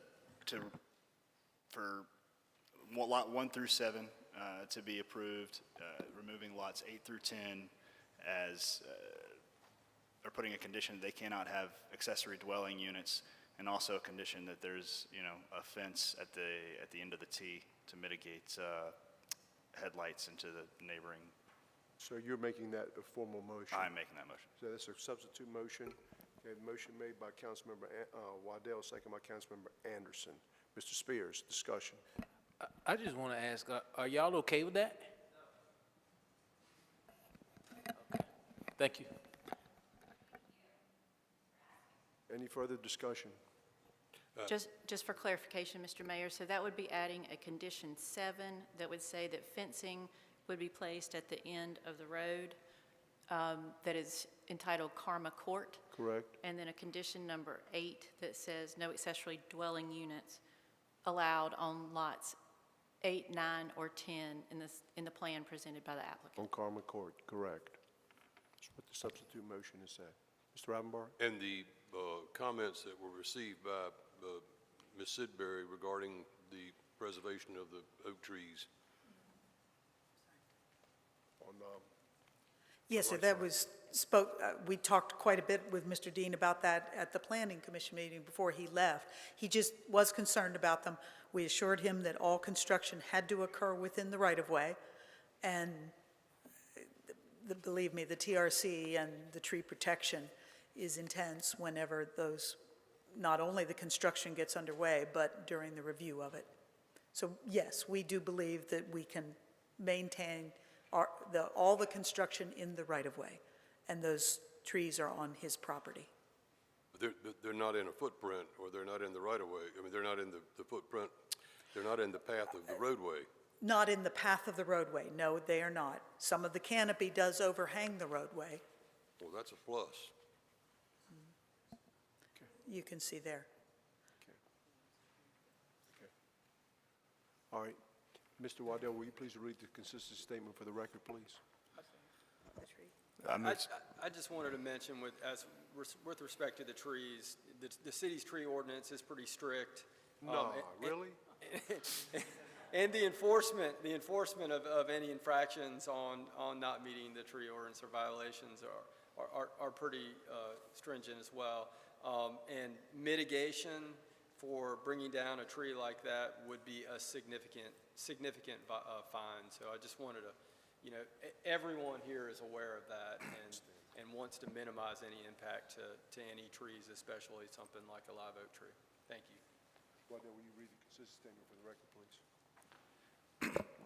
And I'll ask the city attorney to just advise me on the additional language at the end of the consistency statement, because I move to approve the proposed amendment to rezone property located at 938, 1121, and 1125 Montclair Avenue from R10 medium density single dwelling district to R5 CD medium density mixed residential conditional district for a 10-lot single dwelling residential subdivision, and find it to be consistent with the relevant policies in the comprehensive plan based on the application materials and the information provided at the public hearing and in the staff report, and to find approval of the rezoning request is reasonable and in the public interest for the following reasons. The proposed rezoning would allow context-sensitive infill that is compatible with the surrounding neighborhood with the additional conditions as discussed.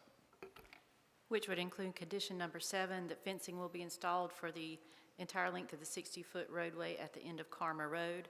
And condition number 8, that no accessory dwelling units will be allowed on lots 8, 9, and 10 on the site plan submitted by the applicant. All right, all ready to vote? All in favor of that motion, please indicate by saying aye. Aye. Any opposed? That item passes 6-1. There's the motion to waive second reading. Motion made by Councilmember Waddell, second by Councilman Barnett. Discussion, all in favor of that motion, please indicate by saying aye. Any opposed? The item passes unanimously. That brings us to our next item of business, which is item PH2, which is an ordinance directing the Chief Code Enforcement Officer to vacate, close, and repair the non-residential structure at 5039 Riceville Avenue as a health and safety hazard pursuant to Article 7, Chapter 16 of the Wilmington City Code.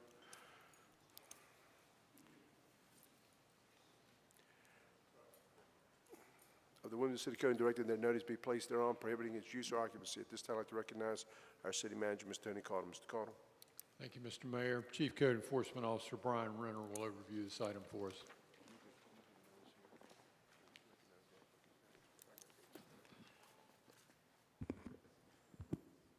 Good evening, Mayor, Mayor Pro Tem, Council. The property we're looking at tonight is 5039 Wrightsville Avenue. This is a little bit different than what you typically see from us. This is a non-residential structure code case.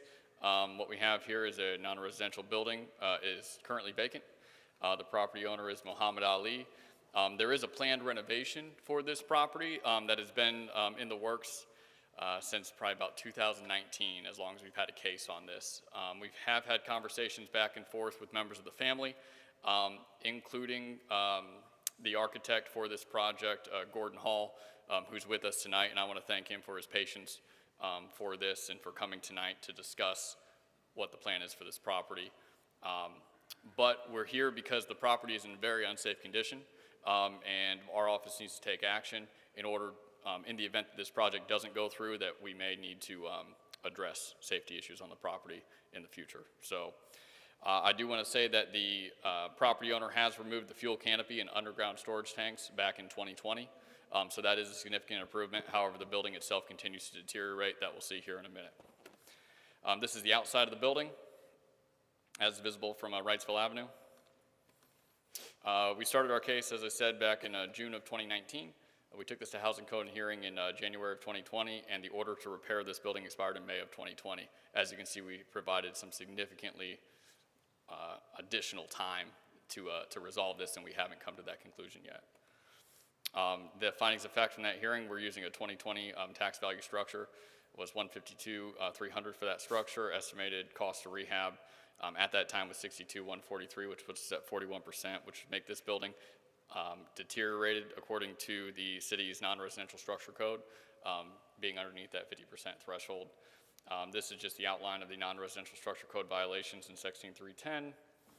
And here we'll see some photos. So there's a lot of rotten framing and roof damage on this building. This is on that back side. Inside, we see a lot of that water intrusion that's come through into the building. This is the repair bays. Just more into the convenience store area from water intrusion and damage to the floors, walls, and framing of this building.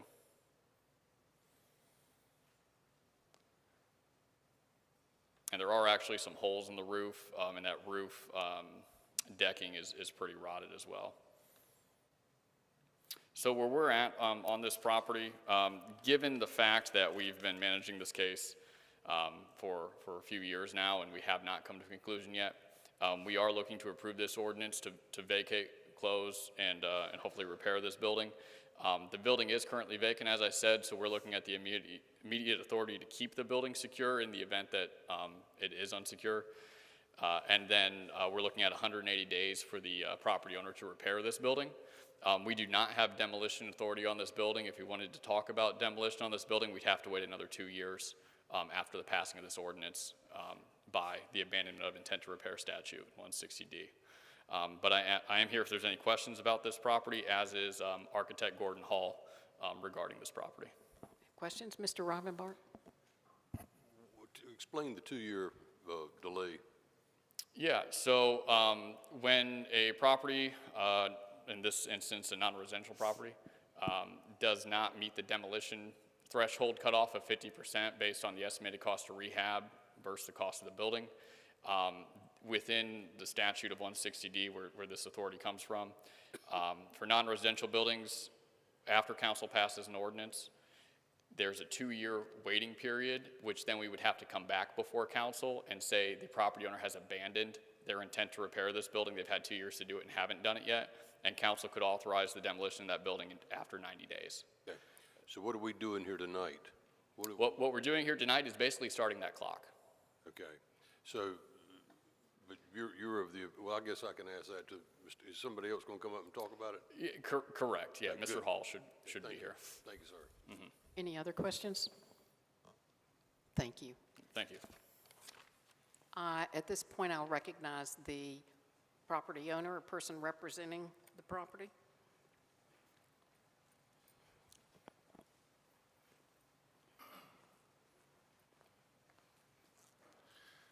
Good evening, Mr. Mayor, Council. My name is Gordon Hall. I'm an architect. I've been practicing architecture in this town for a number of years now. And my sort of repertoire covers a broad range of commercial, residential projects. Most of the commercial jobs I'm involved in tend to be in this sort of scale structure. And so this is about 3,000 square feet of building.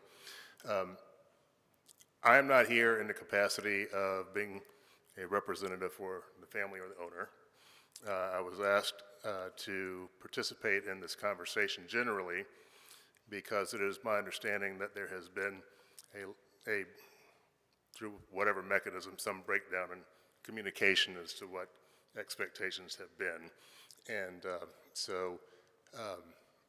as it turns out, in the background, while this process has been happening, which I just became aware of fairly recently, as far as these enforcement actions,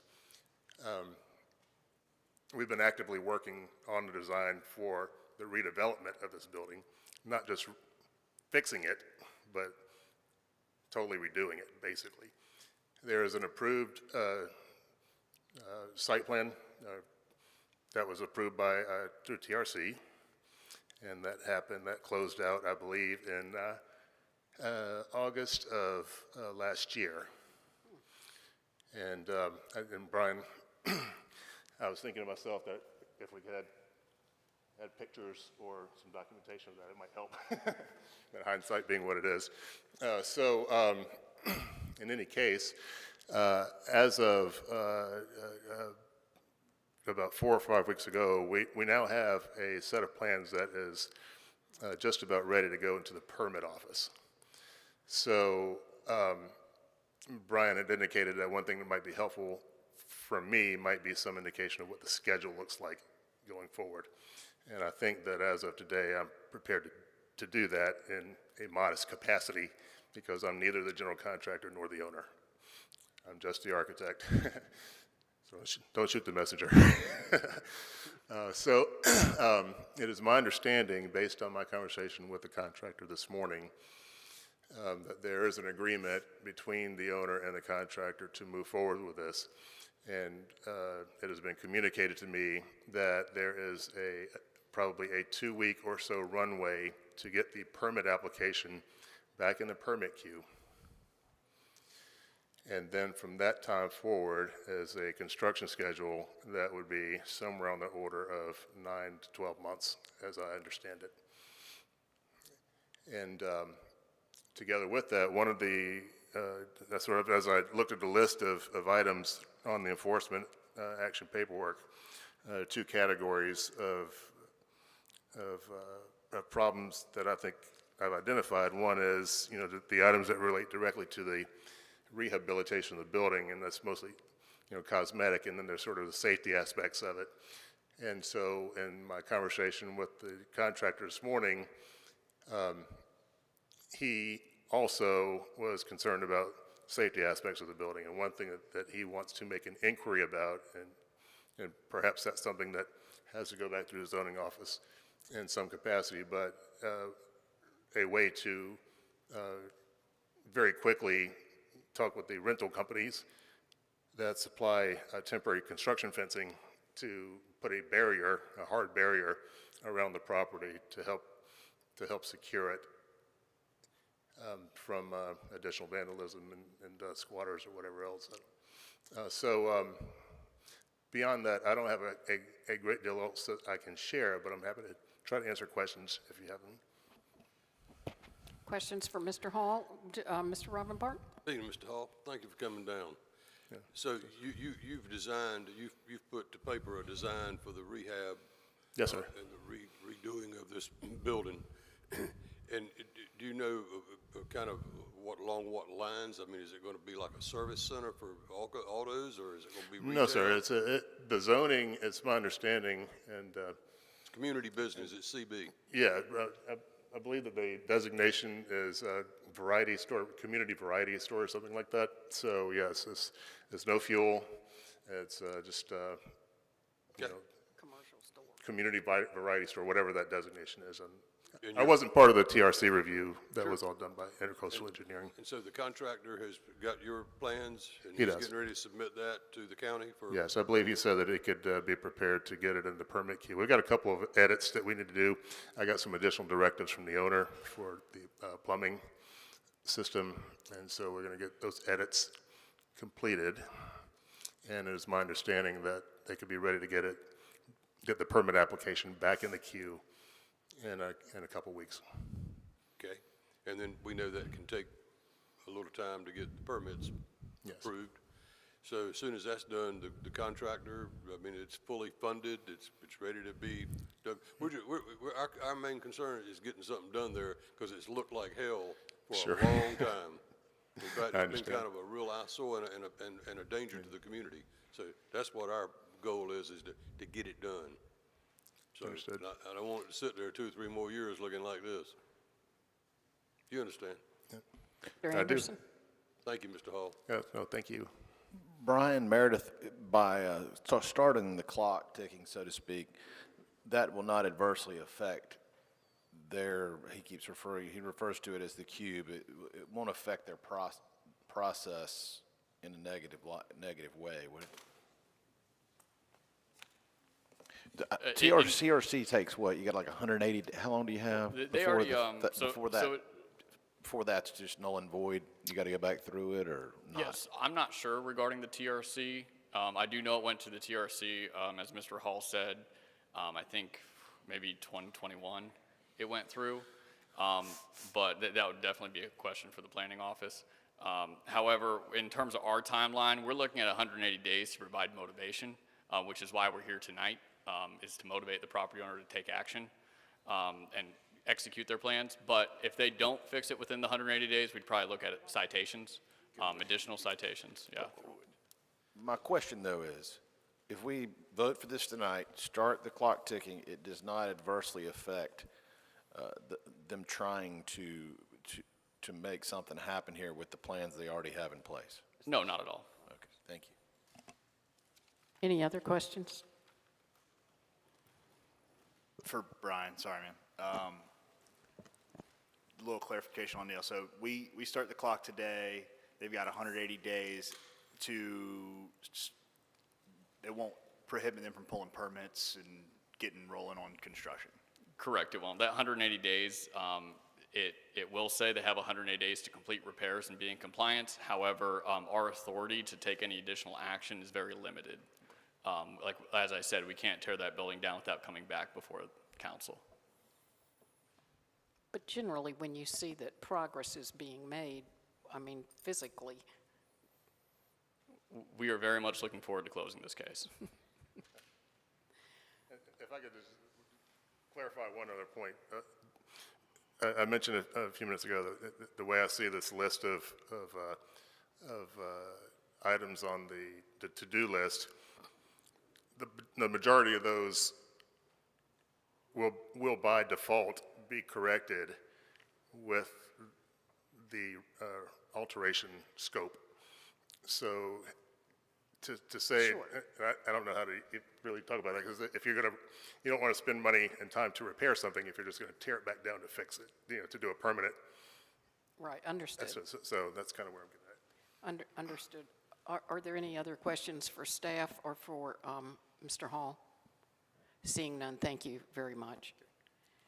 At this time, I'll open the public hearing and ask if there's anyone in the public that wants to come and speak, either for or against this proposal. Is there anyone in the public that would like to speak on this issue?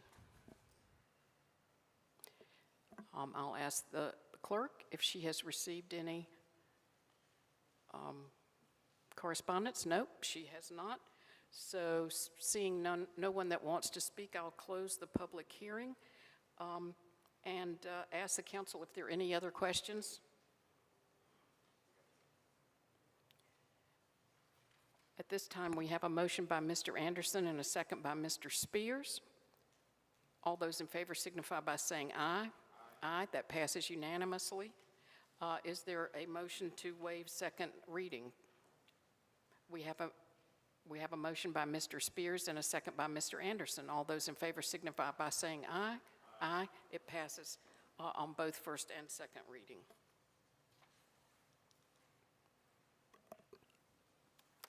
That brings us to our next item, which is item PH3, which is an ordinance directing the Chief Code Enforcement Officer to vacate, close, and repair or demolish the non-residential structure at 827 Greenfield Street as a health and safety hazard pursuant to Article 7, Chapter 16 of the City Code, and directing that a notice be placed thereon prohibiting its use or occupancy. At this time, I'd like to recognize our City Manager, Mr. Cottle. Mr. Cottle. Thank you, Mr. Mayor. In a different turn of events, Chief Code Enforcement Officer Brian Renner has delegated this item to Code Enforcement Officer Roger Sims.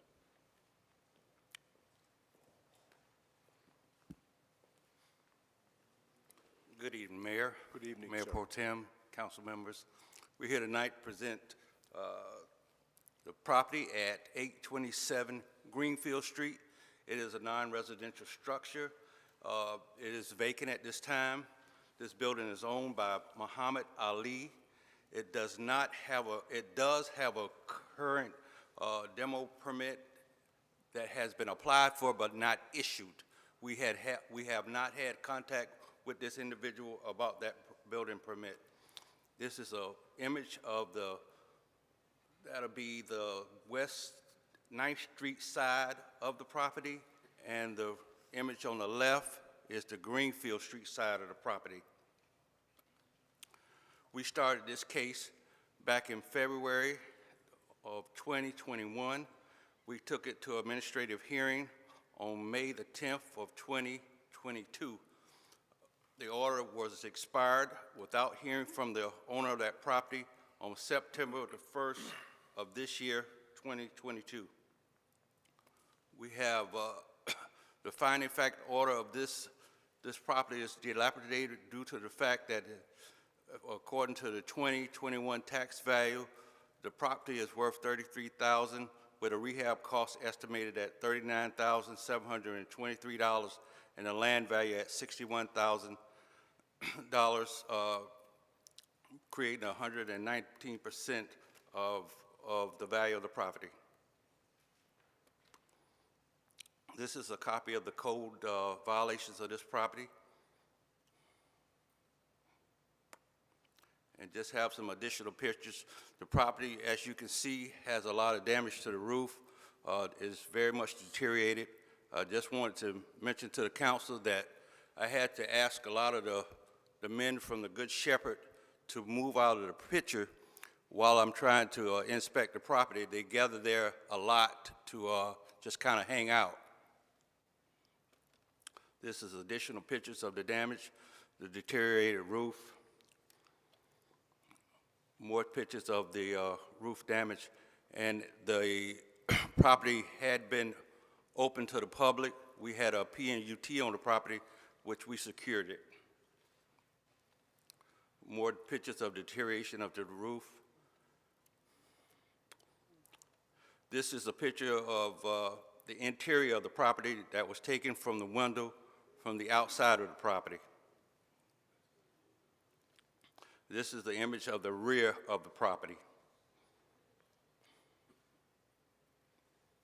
At this time, we're asking the council to approve to vacate, close, and repair or demolish this property within 30 days. due to the fact that we hadn't had any response to the owner of this property. Are there any questions? Any questions? Fair. I'm done. Is this the same owner from the previous unit? Yeah. Yes, sir. Okay, yes. All right. Okay. So my question, and thank you for the presentation, I definitely know we need to demolish it, but I guess my thought is, if you haven't had any response from him for this, and the last one did you have any, I'm just confused, because if he's not responding for this property, am I sure he's going to do something with the one that we just passed? And I that's cannot just- answer that question. Yeah, that's, all right, I'm in favor of it. You got to get rid of it. Are there any other questions? Thank you, sir. Good job. All right, thank you. This time I'd like to recognize the owner of the property, if the owner's here. Not seeing any owner, I will open up the public hearing and ask if anybody in the public wishes to speak on this particular item. Seeing none, Madam Clerk, have you received any additional commentary? I will close the public hearing and ask for the wishes of council. We have a motion by Councilmember Spears, second by Councilmember Anderson. All in favor of that motion, please indicate by saying aye. Any opposed? Item passes unanimously on first reading. Is there a motion to waive second reading? Motion made by Councilmember Rivenbark, second by Councilmember Anderson. Discussion. All in favor of that motion, please indicate by saying aye. Any opposed? Item passes unanimously on first as well as second reading. That brings us to the next item of business, which is our ordinances. Item 01 is an ordinance making a supplemental appropriation in the amount of $12,388 for the rental of a synthetic ice rink from Artificial Ice LLC of Massachusetts for holiday programming at Riverfront Park. This time, I'd like to recognize our city manager, Mr. Caudle. Thank you, Mr. Mayor. Community Services Director Amy Beatty will overview this item for us. Good evening, Mayor, Mayor Pro Tem, and City Council. This is an ordinance making a supplemental appropriation in the amount of $12,388 from accumulated Riverfront Park committed revenues to the Community Services operating budget to cover a portion of the expenditure for the synthetic ice rink in Riverfront Park. The remaining $13,342 to cover the total cost of $25,370 of the rink comes from programmed Community Services operating budget. The rink is intended to further activation of Riverfront Park and is offered in conjunction with the existing holiday programming at the park. The ice rink opened on December 1st and will operate through December 9th. We're happy to report that all 850 time slots that we advertised were purchased within the first day of advertisement. And we also held 100 time slots for our kids at the MLK Center, Davis Center after-school programs, Voyage, and Special Olympics for them to visit the ice rink free of charge. I'd be happy to answer any questions that you have. Do we have any questions for Ms. Beatty? No, just, I witnessed the ice skating, and it was a lot of fun. I'm proud of it.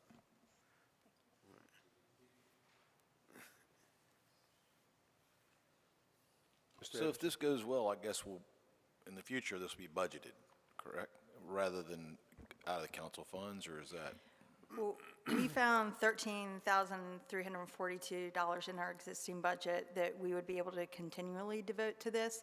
If we were to continue it, we would have to find some other base budget shift in the amount that we're asking to appropriate, or ask for it as a budget enhancement, or find a sponsor for the program, which I think we have a fair chance of doing. I guess, but following on his question, how much would it cost if we bought it ourselves? Got an We've idea? not explored that, but I can look at that and report back to you. Because I think that's what I was thinking you was. Okay. We'll investigate that. Okay. Very good. All right. Everybody ready to vote? Yes. All right, we have a motion approved by Councilmember Spears, second by Councilmember Barnett. Discussion. All in favor of that motion, please indicate by saying aye. Aye. Any opposed? That item passes unanimously on first reading. Is there a motion to waive second reading?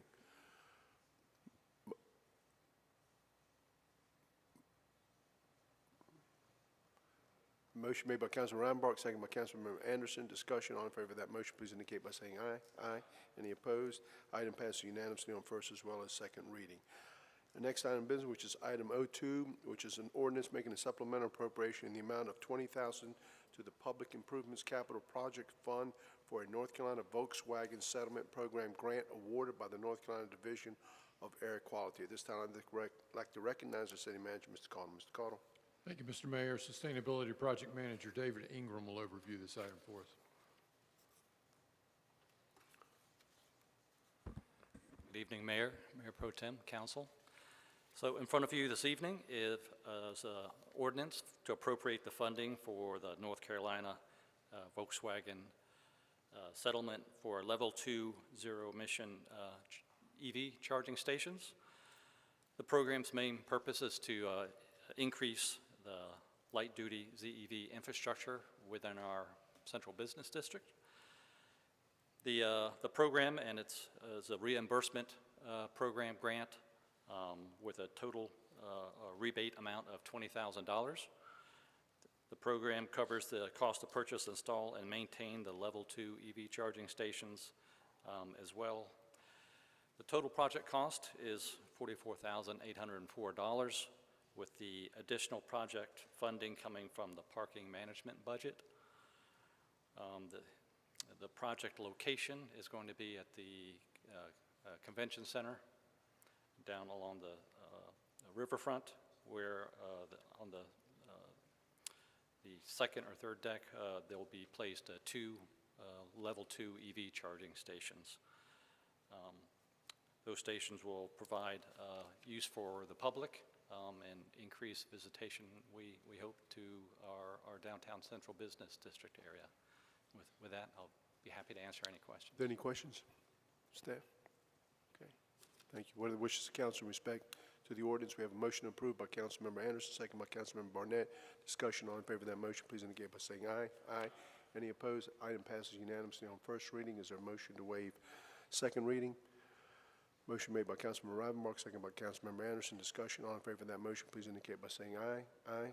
Any opposed? That item passes unanimously on first as well as second reading. That brings us to our next item of business, which is item O3, which is an ordinance appropriating an additional $28,175 for a River Walk Extension feasibility study funded by a $10,000 property owner contribution and an $18,175 from the council's contingency fund.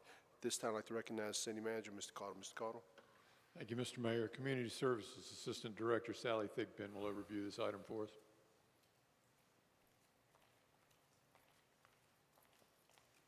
Thank you, Mr. Manager. Good evening, Mayor, Mayor Pro Tem, council members. This is my first time speaking to this council, so thank you so much for the opportunity this evening. As you just heard, this is a request to appropriate some additional funding for the Riverwalk Extension feasibility study. I've prepared a few slides with some additional explanation if you would like it, but in the interest of time, I just wanted to offer, if you want more information, I'd be happy to go into it. Yeah, okay, thank you.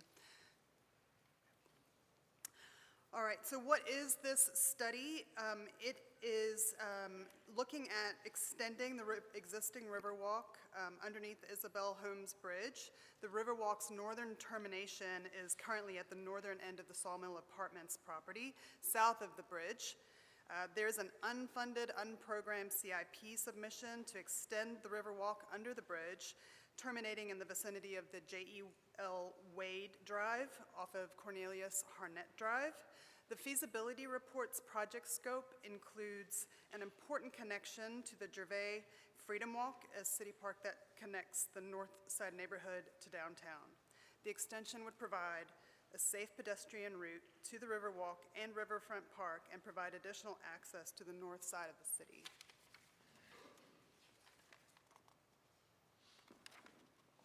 I did want to point out that the comprehensive plan has identified this as a strategic growth area, and this amenity, the Riverwalk extension, could act as an important catalyst to achieve what is described as post-industrial and inner-city revitalization. You can see specifically to use pedestrian walkways to enhance connectivity and access.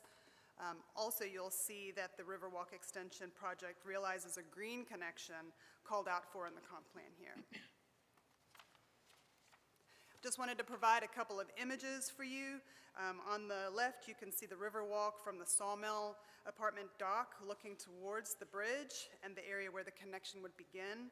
And then the second image looks back under the bridge from the other side. This is the Cape Fear Marina dock. And you can see the marsh and then the riverfront park in the distance there.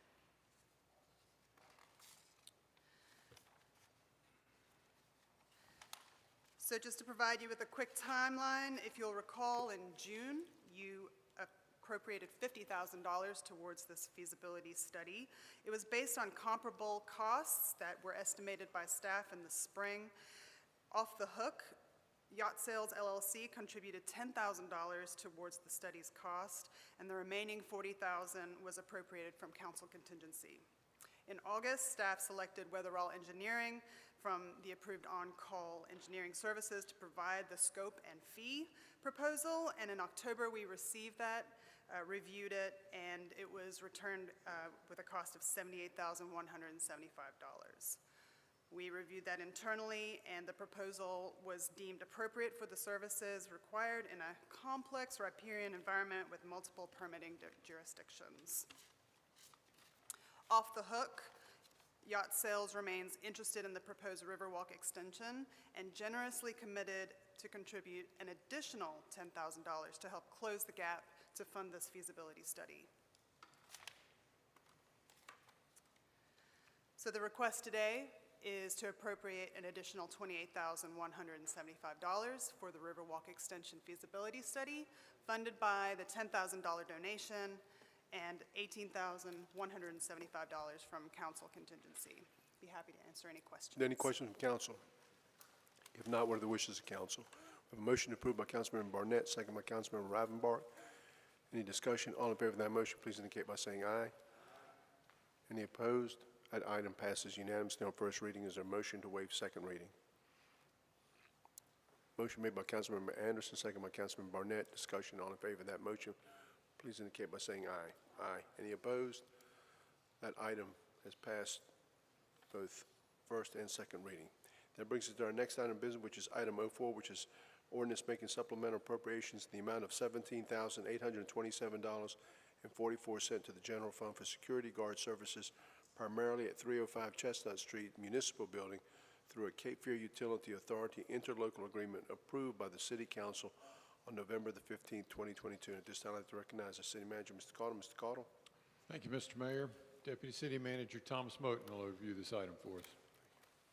Good evening, Mayor, Mayor Pro Tem, and members of council. Tonight, we're asking you to go ahead and recognize the funds that were resulted from the CFPUA being a partner in covering some of the costs related to the security guard services.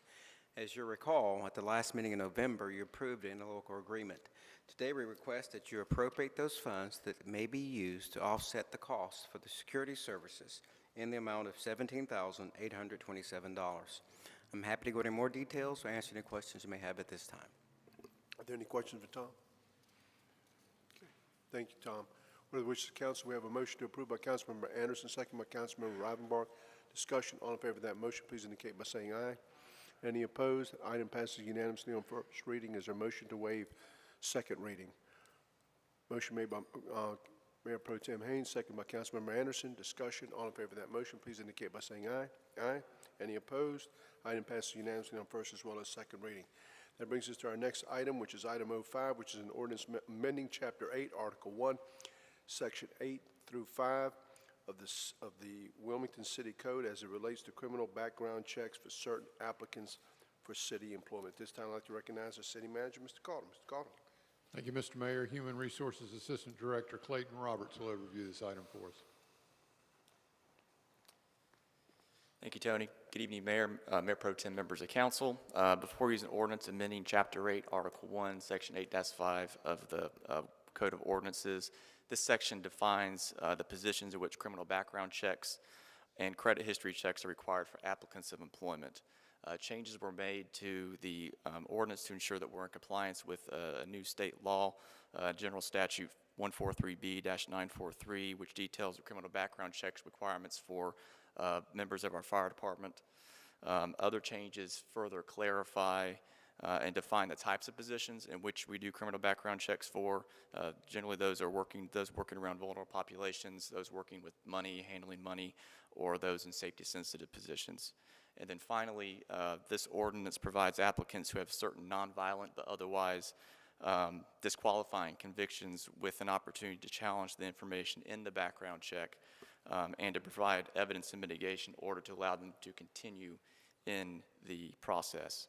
And the changes that we made are consistent with our commitment to diversity, equity, and inclusion in the hiring process by ensuring that our hiring practices do not unduly deny or discourage people with criminal convictions from appropriate employment at the city. Are there any questions? Are there any questions, staff? Yes, sir. I do have one question. Clayton, now you talked about the credit checks, right? Yes, sir. And since you're an HR professional, I just want to ask you this, that what does conducting a credit check do for a person? Well, some of our positions deal and handle with money and have the ability to change account numbers and those sorts of things. And so we run a credit history check just to see if there's any risk, they have good credit, and really is that's basically bondable. Yes, some of our positions in finance require them to be bondable, and that's a requirement as a check. We in HR do not check the history. We give it to our finance department, who they review those and make sure that they're in line and not at risk financially. Because a person like me that thinks that the existence of a bad credit score would mean the need for a job, right? We don't run credit history checks on all positions. It's very limited amount of positions. That No, we do checks on. I got it, Mayor. Calm down, calm down. You want to make sure your city manager has a good credit score. Touche, sir, touche. Okay, thank you, sir. All right.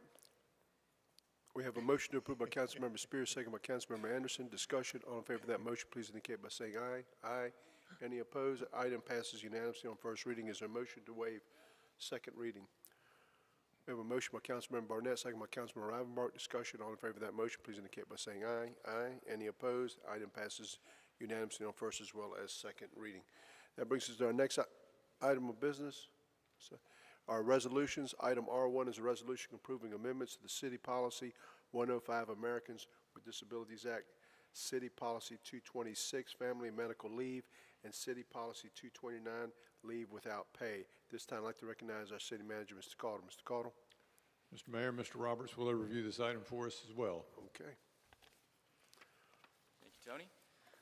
So before you is a resolution amending our City Policy 105 Americans with Disabilities Act 226 Family Medical Leave, otherwise known as FMLA, and then City Policy 229, our Leave Without Pay.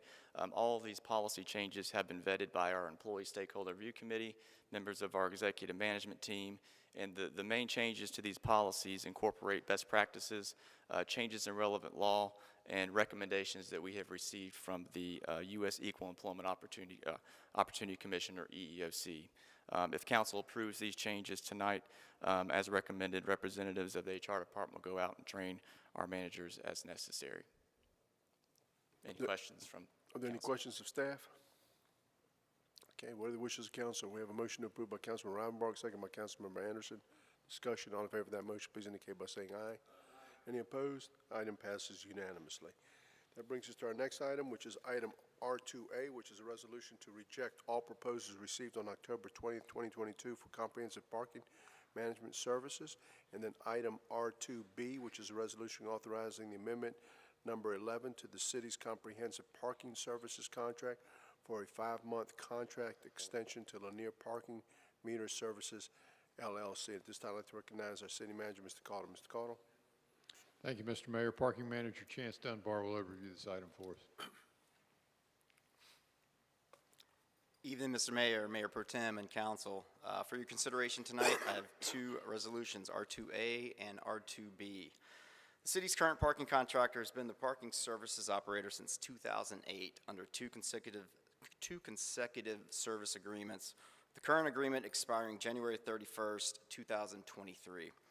City issued a request for proposals back in September of this year for these services and received a total of 5 responses. Following initial review, it was determined that 3 of the 5 responses received were essentially non-compliant due to a missing detailed backup expense performer that was required in the RFP.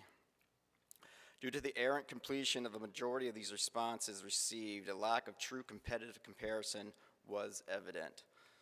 The city reserved the right within the RFP to reject any or all of these proposals received. With council's approval, staff recommends that the city exercise this right to reject all proposals and not award the contract at this time. To allow additional time to issue a new RFP and essentially ultimately award a new contract, staff also recommends a 5-month contract extension to Lanier Parking Meter Services, LLC. The extension will commence on February 1st, 2023, and would extend through June 30th, 2023. All operational terms would remain the same as the current agreement. We will be looking to add a 30-day termination for convenience clause, and the 5-month fee is anticipated to total $1,125,611.99. Extension will provide staff ample time to reissue this RFP and award a new contract for these services. So with that, I'd be happy to answer any questions council has. So were we just not specific enough in our, that we wanted apples to apples comparisons, or how do we get here? We were pretty specific. And these people just said, I'm not, just pass on that part of it. The feedback we got, the 3 that missed it, they truly missed it. We were pretty specific. It has been a learning experience. We've gotten some feedback from 5 of the respondents, as well as 2 nationwide parking firms that did not respond, and we are making some subtle changes to the ultimate agreement that will be awarded from the new RFP. But we're spelling out what we want. Like we're being even more specific from our very specific. Some of the shortcomings that we've experienced. Okay. Yes, all right, thank you. What are the wishes of council in respect to the resolution R2A? We have a motion approved by Mayor Pro Tem Haynes, second by Councilmember Anderson. Discussion. All in favor of that motion, please indicate by saying aye. Any opposed? Item passes unanimously. Now, the item R2B, which is an extension for a 5-month contract extension to Lanier Parking Meters Services, LLC. What are the wishes of council? We have a motion to approve by Councilman Barnett, second by Mayor Pro Tem Haynes. Discussion. All in favor of that motion, please indicate by saying aye. Any opposed? Item passes unanimously. Okay. That brings us to our next item, which is item R3, which is a resolution authorizing the city manager to exercise the first contract extension of the annual Needs Streets Rehabilitation Program with Highland Paving Company, LLC of Fayetteville, North Carolina, and to increase the contract amount by $5 million. This time I'd like to recognize our city manager, Mr. Caudle. Thank you, Mr. Mayor. Stormwater Division Manager Fred Royal will overview this item for us. Thank you. Good evening, Mayor, Mayor Pro Tem, and Council. This item is a first 1-year contract extension for Highland Paving Company. Also, it's for $5 million additional funding so we can get the project, or so we can keep them going. This is the first year of a 5-year capital resurfacing contract, so we're looking forward to getting the projects we've itemized and prioritized going, so. Be happy to answer any questions you have. No, we're going to go ahead and get this approved so you can start paving some roads. Yes, sir, Mr. Ravenbark. Not Rivenbark, Ravenbark. Have we already seen a copy of the proposed, the areas, the streets? I believe you have. We have a map we can pull up. No, you don't need to do that. I know that Dave Mays sent us a copy one time. I just wanted to make sure this was not something different. Yeah, you have. Okay. Yeah. On email, is there a way to, is there somewhere on the website or something where we can zero in on an area? I mean, there's little red dots. Yeah, we can do that. Or you can give you a list. We have a table of all the locations as well. If you want to look at every street name and every lane mile. Well, I don't. I just want to kind of, there's a few that I hope are on the list, basically. Okay. You know. Which ones, could you identify which ones you're talking about? It'd be a long list, but. People call us and, when's my street going to get done? Right. be nice to be able to say, well, you're not on this one, but maybe the next one. We Maybe could 20 years. rework that map in GIS and so it's more readable. Please, Sure. please, thank you. Okay. Thank you. What are the wishes of council in respect to the resolution? We have a motion to approve by Councilmember Anderson, second by Councilmember Barnett. Discussion, all in favor of that motion, please indicate by saying aye. Aye. Any opposed? Item passes unanimously. That brings us to our last item, which is item R4, which is a resolution authorizing the manager to amend the venue management agreement for Live Oak Bank Pavilion at Riverfront Park between the City of Wilmington and Live Nation Worldwide Incorporated. At this time, I'd like to recognize our city manager, Mr. Tony Cottle. Mr. Cottle. Thank you, Mr. Mayor. Community Services Director Amy Beatty will overview this item for us as well. Thank you. Good evening again. This amendment makes two changes to the current agreement with Live Nation Worldwide to manage Live Oak Bank Pavilion at Riverfront Park. In the first change, Live Nation will provide 4 complimentary box seats to the city for each Live Nation event every year for the duration of the contract. In the second change, the number of events automatically allocated to Live Nation annually will go from 20 to 30. Currently, events are capped at 20 annually without written authorization for additional events by the city manager. I will note that they did apply for this authorization for the 2022 concert season and were granted permission to exceed the 20 events. 111,471 tickets were sold during the 2022 season, resulting in $222,942 in revenue collected by the city in ticket revenue, compared to $185,588 collected off of 92,794 tickets for the 2021 season. I'd be happy to answer any questions that you have. Are there any questions for Ms. Beatty? It's been a very big success there. The Red Hot Chili Peppers coming next year? Is that what they're coming in 10 Still working days? on that. Okay. Thank you, Amy.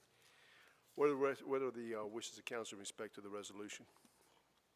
We have a motion to approve by Councilmember Anderson, second by Mayor Pro Tem Haynes. Discussion. All in favor of that motion, please indicate by saying aye. Any opposed? That item passes unanimously. Congratulations. This concludes the regular agenda.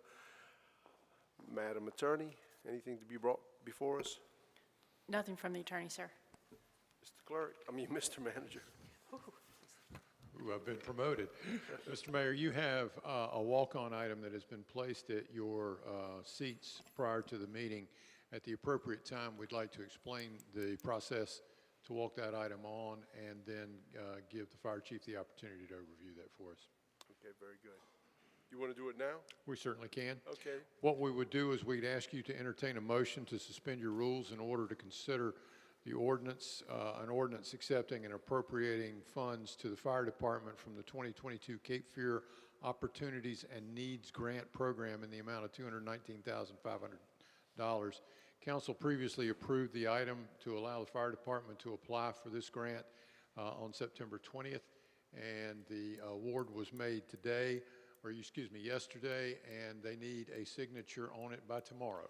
So we would ask that you suspend your rules to consider the item, and then if you have any further questions, the chief will be glad to give you a summary of what items are actually included in the grant. Let me do the formalities and waive the rules. Do I have a motion to suspend the rules to allow the council to consider a walk-on item not on the printed agenda entitled Ordinance Accepting and Appropriating Funds from the 2022 Cape Fear Opportunities and Needs Grant in the amount of $219,500? We have a motion by Mr. Rivenbark, second by Mr. Anderson. Discussion. All in favor of that motion, please indicate by saying aye. Aye. Any opposed? Item has passed unanimously. The rules have been waived. Chief, come on up. Chief Mason, tell us what this is about. Good evening, Mr. Mayor, Mayor Pro Tem, members of council. I do apologize for the rush that this was brought to you. However, we are working with the very short timeline that we were given, but I am happy to report that we are not asking for funds. We are asking for you to receive some funds that we applied for with your permission, of course. These funds will allow us to purchase a high water vehicle, which was something that is a carryover from the Hurricane Florence hot wash item, something that we have been searching for budget funding for. The other item is about a 30-year-old boat, our fire rescue boat. We asked for that to be replaced in last year's budget. We did not receive the funding, and so therefore we qualified for the two items that we have been or will receive funding for with your approval, the boat and the high water vehicle. So we're pretty excited about that, so that we certainly ask that you receive those funds, and we will certainly put them to good use. Very good. Thank you, Chief. Do I have a motion to approve the ordinance accepting the appropriation of funds from the 2022 K-Field Opportunities and Needs Grant in the amount of $219,500? We have a motion by Councilmember Anderson, second by Mayor Pro Tem Haynes. Discussion. All in favor of that motion, please indicate by saying aye. Aye. Any opposed? Item passed unanimously on first reading. Do I have a motion to waive second reading on that particular item? I have a motion by Councilmember Barnett, second by Councilmember Anderson. Discussion. All in favor of that motion, please indicate by saying aye. Aye. Any opposed? Item passes unanimously. Congratulations, Chief. Thank you. Thank you. Just point out for your review, the chief did note that both of these were asked for in the budget process last year. They were not funded. This is a great way to be resourceful for that. And then I'd wish everybody happy holidays. Thank you very much. Got a question, Mayor. Yes, sir. Just a question, Tony or lawyer, for information. I just want to know, like, if he had gotten that note, let's say tomorrow, what would we have been able to do? We would have begged for forgiveness. Okay. We probably would have signed it and brought it to you afterwards and asked for your permission. Yeah. All right. That's a good idea. Madam Clerk, anything? No, sir, I don't have anything. I wish everyone a happy holidays. Thank you very much. Councilmember Waddell, Councilmember Barnett. Sure. Just as mentioned, we're ending the year, and I've challenged my folks to try to make the last couple weeks of 2022 your best of 2022. And I want to challenge people to just be kinder, love each other more, listen, and enjoy the holidays with family and friends, because life is very short, and it's not guaranteed. Thanks. Mayor Pro Tem, Councilman Rodenbach. I'd like to congratulate Leanne Pierce and for being elected to the County Commission, sworn in yesterday, and Rob Zappel being reelected. And congratulations to my kid brother, named as chairman of the County Commissioners, New Hanover County. I'm real proud of him. Mr. Anderson. I feel like I need to say Merry Christmas to everyone, Happy Hanukkah, Happy Holidays. Hope everyone has a safe and enjoyable time with friends and family. Mr. Spears. Yes, sir. Reiterate happy holidays to everyone. I also would like to congratulate the winners of the Living Legends Award that we attended over the weekend. Really, really, really beautiful event put on by the city's Commission on African American History, also anchored by our city clerk, Miss Penelope Spicer Sidbury. And it was really, really, really a great event. And you know, when you talk about a living legend and what living legends and what it requires to become a living legend, it's not something that you do. It's not a one-of. It's something that you do consistently. So just proud to be in the place for that. So thank you. Yeah, it was a very nice event. Just want to say happy holidays, Merry Christmas, be safe, enjoy the holidays, and we'll see you here next year. We stand adjourned.